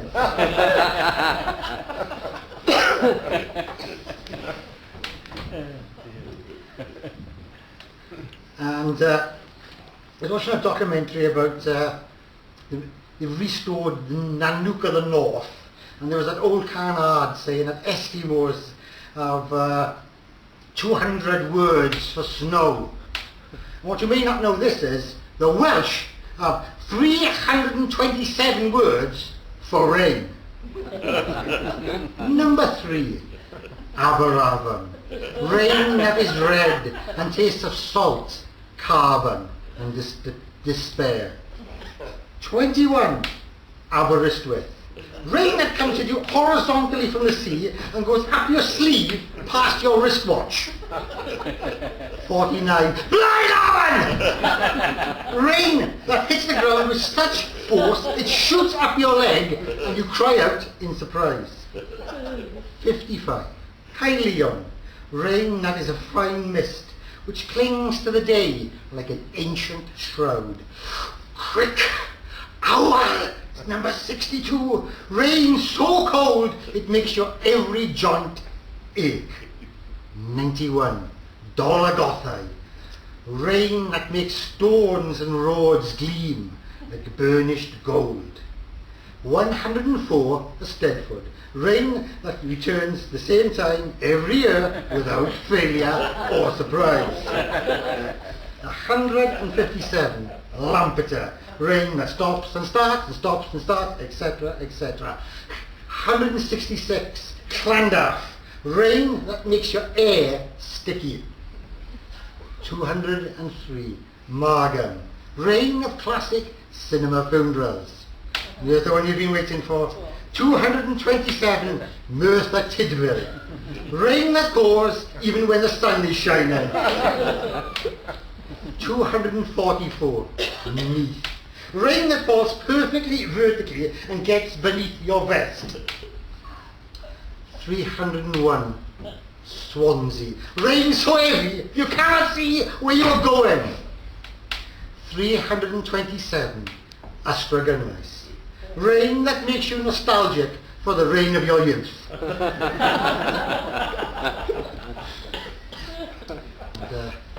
This is a short story. It's in the collection of Left and East Writers Group, Over the Shoulder. It's called The Workman. I hope you were sitting comfortably. Well, let's put it this way. You're not going to get any more comfortable, are you? Who am I? Names are not important. Well, not my name anyway. Anyway, just think of me as a friend. I am here to help you. I'm just an ordinary man at heart. Not much to look at. A plain, middle-aged, middle-of-the-road working man. A family man, in fact. You would not look at me twice if you saw me in the market or on the bus. You know, it's not so bad working here. The pay is good and I work regular hours. My supervisor says I am an information facilitator. I like that. It's so much better than some things I've been called. I bet you were thinking of some things to call me. I work with 3 other men. They're great guys. You'd like them a lot if you met them outside of work. We have breakfast together every morning. We have a nice chat about our wives or last night's telly. That's the real highlight of my day. Then it's back to the grindstone. We go to the supervisor's office. That's way up there in the sunlight. And he assigns us a subject for the day. First we got to get the room straight. That's one of my jobs. I set up our equipment on that little table covered in a white cloth. Sometimes all a subject needs is a glimpse of that little table and they melt like butter. That's a good day. They always feel better after talking. Yes, they do. Even if we have to go a bit further. In the end, they always feel better because people are basically good. And deep down, they don't want bad things to happen. So when they talk, it's like music to my ears. But there are days when a subject will just not talk. So I have to go to that little table and choose something. A pliers, a belt, a scalpel, or a box of electrodes. But for my money, I would say the bucket of water works best. It's so simple. People have a natural fear of drowning. And I like to think the cleaners are grateful when it's only water they mop up. I think I can hear my colleagues coming. So is there anything I can get you from the little table? The choice is yours.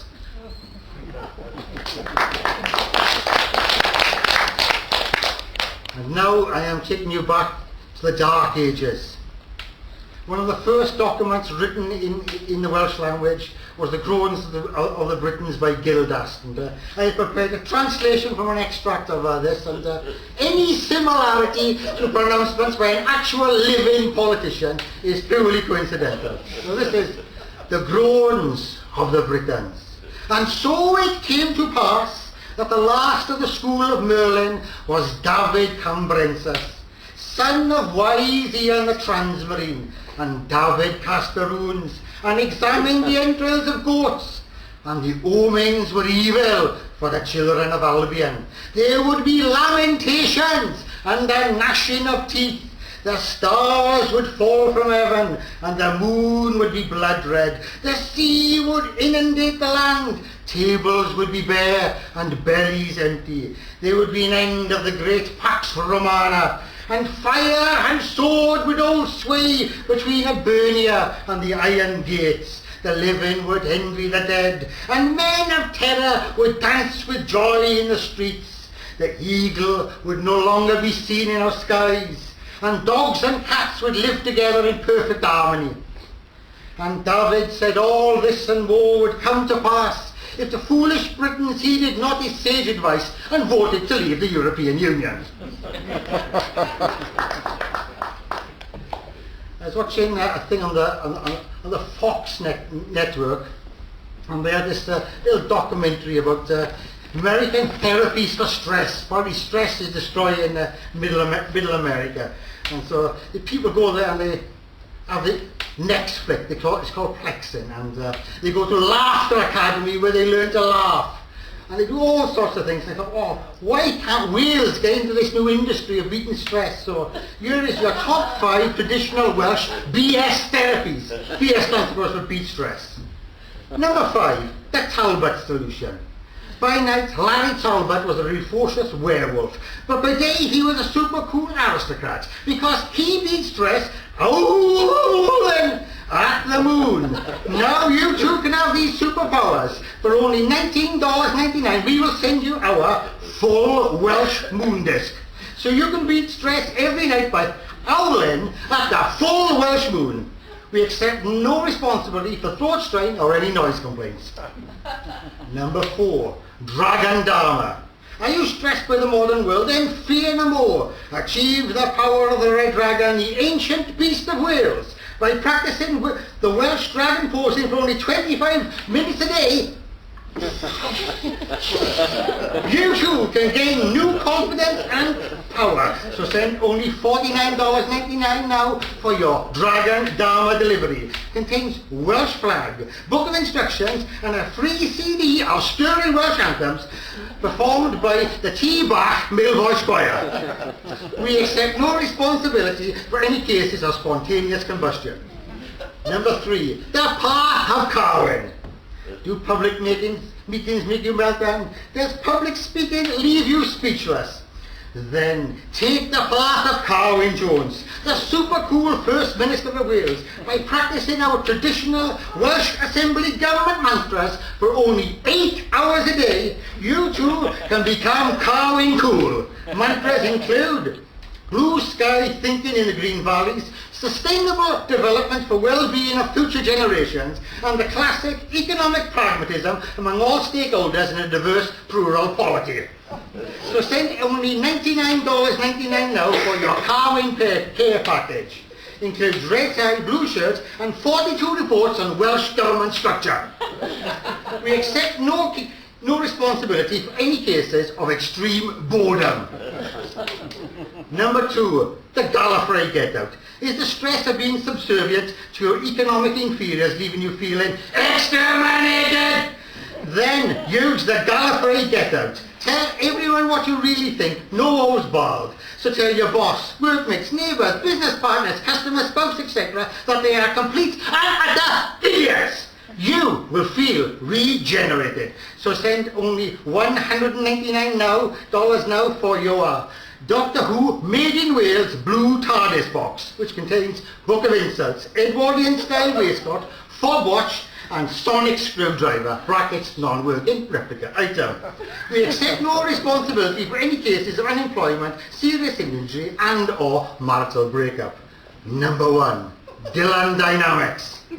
Are you stressed in social situations? Are you a party pooper? Then fear no more. Use Dylan Dynamics. Unlock the power of Dylan Thomas, the legendary Bard of Wales.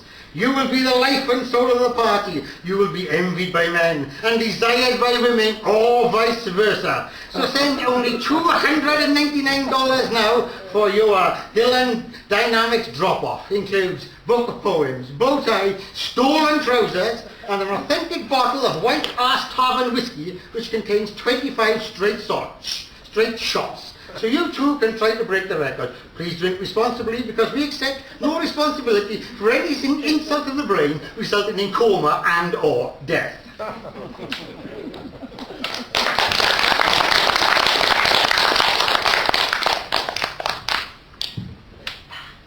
Staying on the theme of Dylan Thomas, it's whiskey.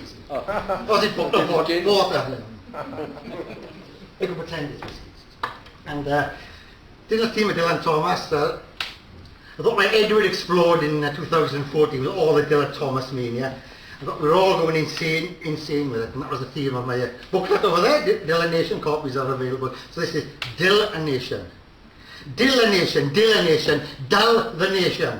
No matter how you say it, we all gotta milk it. Milking the dead, bards, wood dry, with come donking, in country, television, internet, overload, art in the city, information. We are become one Dillan nation, sundering his ilk and booming our best. But who now sings for Harry Webb, R.S. Thomas, Idris Davis, Edward Lewis and Edward Thomas? Aren't they laboratory leavings and shell shockwave shouldering legendary like any 18 of whiskey? Shall we not bless, curse them with our fierce tears? I pray we will remember them. Dillanation, Dillanation, Dillanation. Must the poet always die to earn the love of the nation? Or shall we feed the ever angry atlas eater with a jaw for news? Will we close their libraries and libel their heresies? We are killing poetry. So dear Gwalia, lovely-fy our ugly tongues and ugly-fy our lovely tongues. Make the Bolshie bards Parliament hold their story. Dillanation, Dillanation, Dillanation. Make us all one nation, under the wind and the west moon, under the nimbus bell, cool a kingdom, under the free market, under current economic conditions, under where we have loved, laboured and lost, and forever and always under the milked waking wood.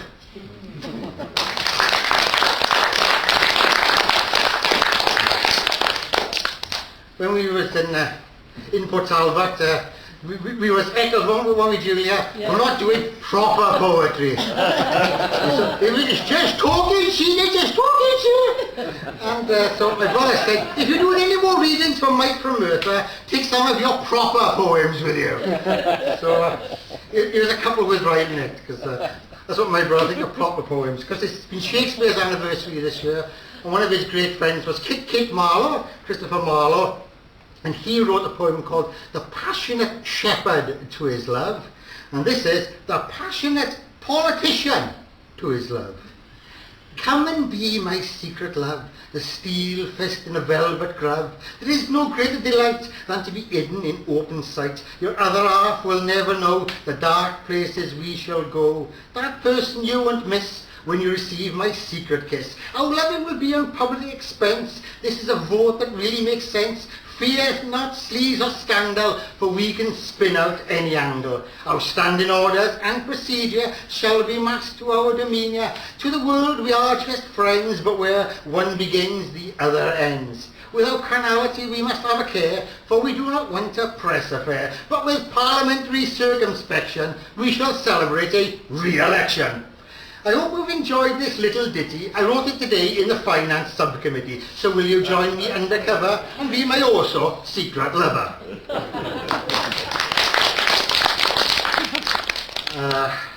Watching a documentary BBC 4, and they had Ian Macmillan, the poet laureate of football, and he said, I want poetry everywhere. Poetry on the tubes, poetry in the universities, poetry in the workplaces, poetry in the schools and the colleges and the universities.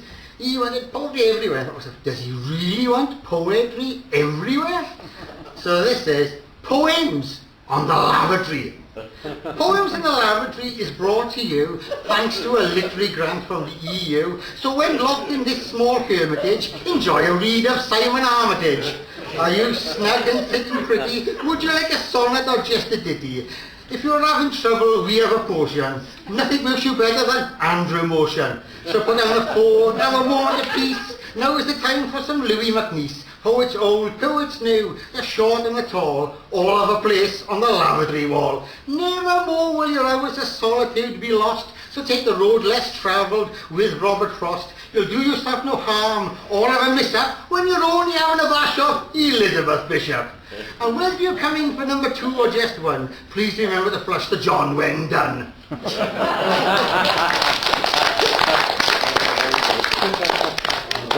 When I was in the school holidays, they used to have these wonderful serials on. There was Flash Gordon, King of the Rocketmen, whose hat never fell off no matter what happened. And there was Buck Rogers, but my favourite was Captain Marvel.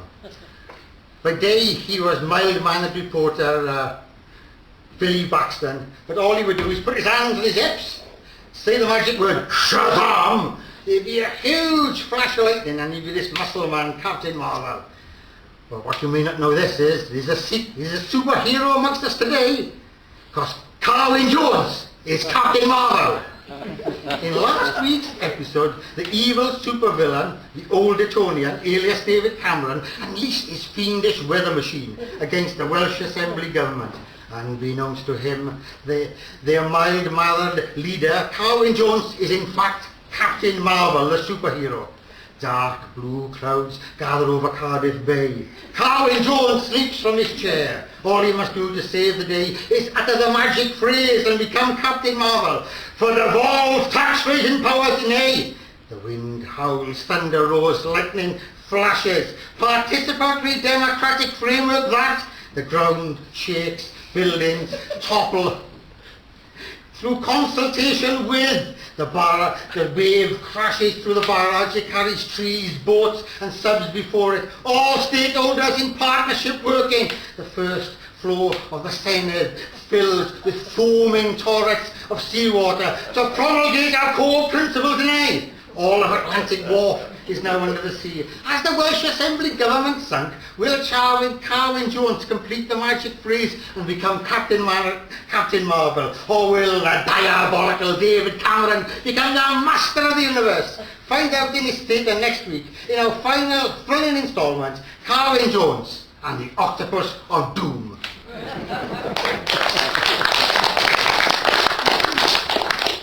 And I was on a train, and there was this guy there. I've noticed this strange phenomenon. When people are on the phone on the train, not only do they become invisible, they become inaudible as well.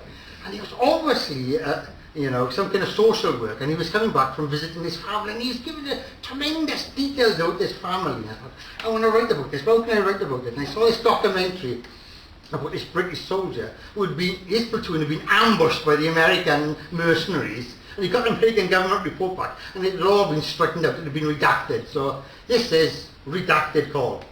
I have just spent the day down in redacted. What a redacted all, with a redacted family. Talk about Meet the Munsters. What an outfit. First there is Loving Mum, redacted, with her 5 kids with 4 dads.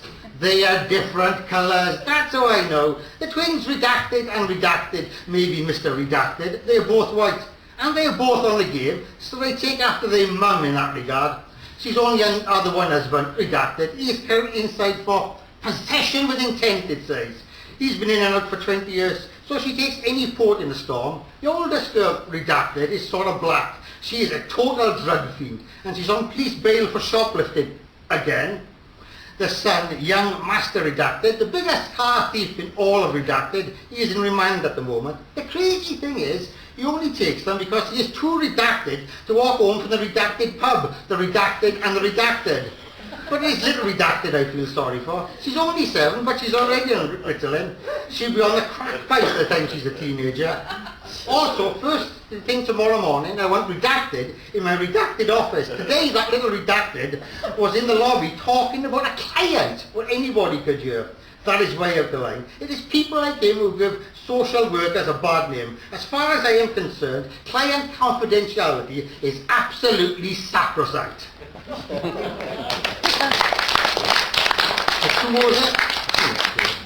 And I'm Phil Knight, my brother's Paul Knight, my mother is Phyllis Knight, my brother, and my father was Peter Knight, so our video shop was called PK Video. Now my father loved working there, and he had a real way of selling films to customers.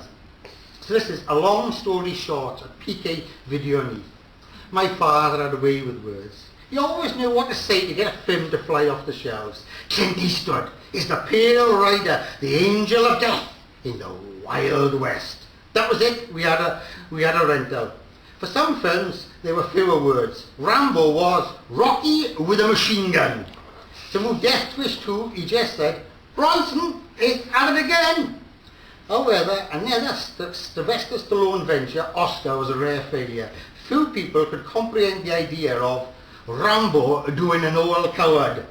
Some films needed more. The alien invasion tale they live was just like that series from the 60s with the architect and the flying saucers, but this time we have a bricklayer with magic sunglasses. Other times, a disappointed punter would be prompted to pick up a sequel. A good example being Star Trek II. This made him say, forget about the first film, this one is very good, I can actually understand it. On other occasions he told inquiring customers, yes, he really does die in the end this time, about every video to feature the antics of Jason Voorhees, Michael Myers and Freddy Krueger. But the film that inspired his most enthusiasm was the now little-known thriller Chicago Joe and the Showgirl, the true story of a GI and his girlfriend from Neath who went on a crime spree in 1940s London that ended in murder.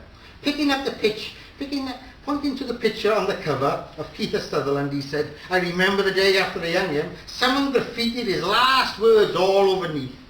In the mailing you could read them in red paint in letters 3 foot high, and in a final flourish he would quote them, hang my body, burn my bones, but give my balls to Betty Jones. And,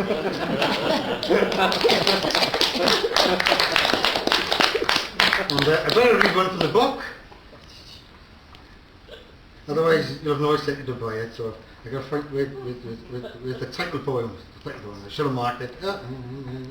It is. I'll end with this one. You are welcome to Wales.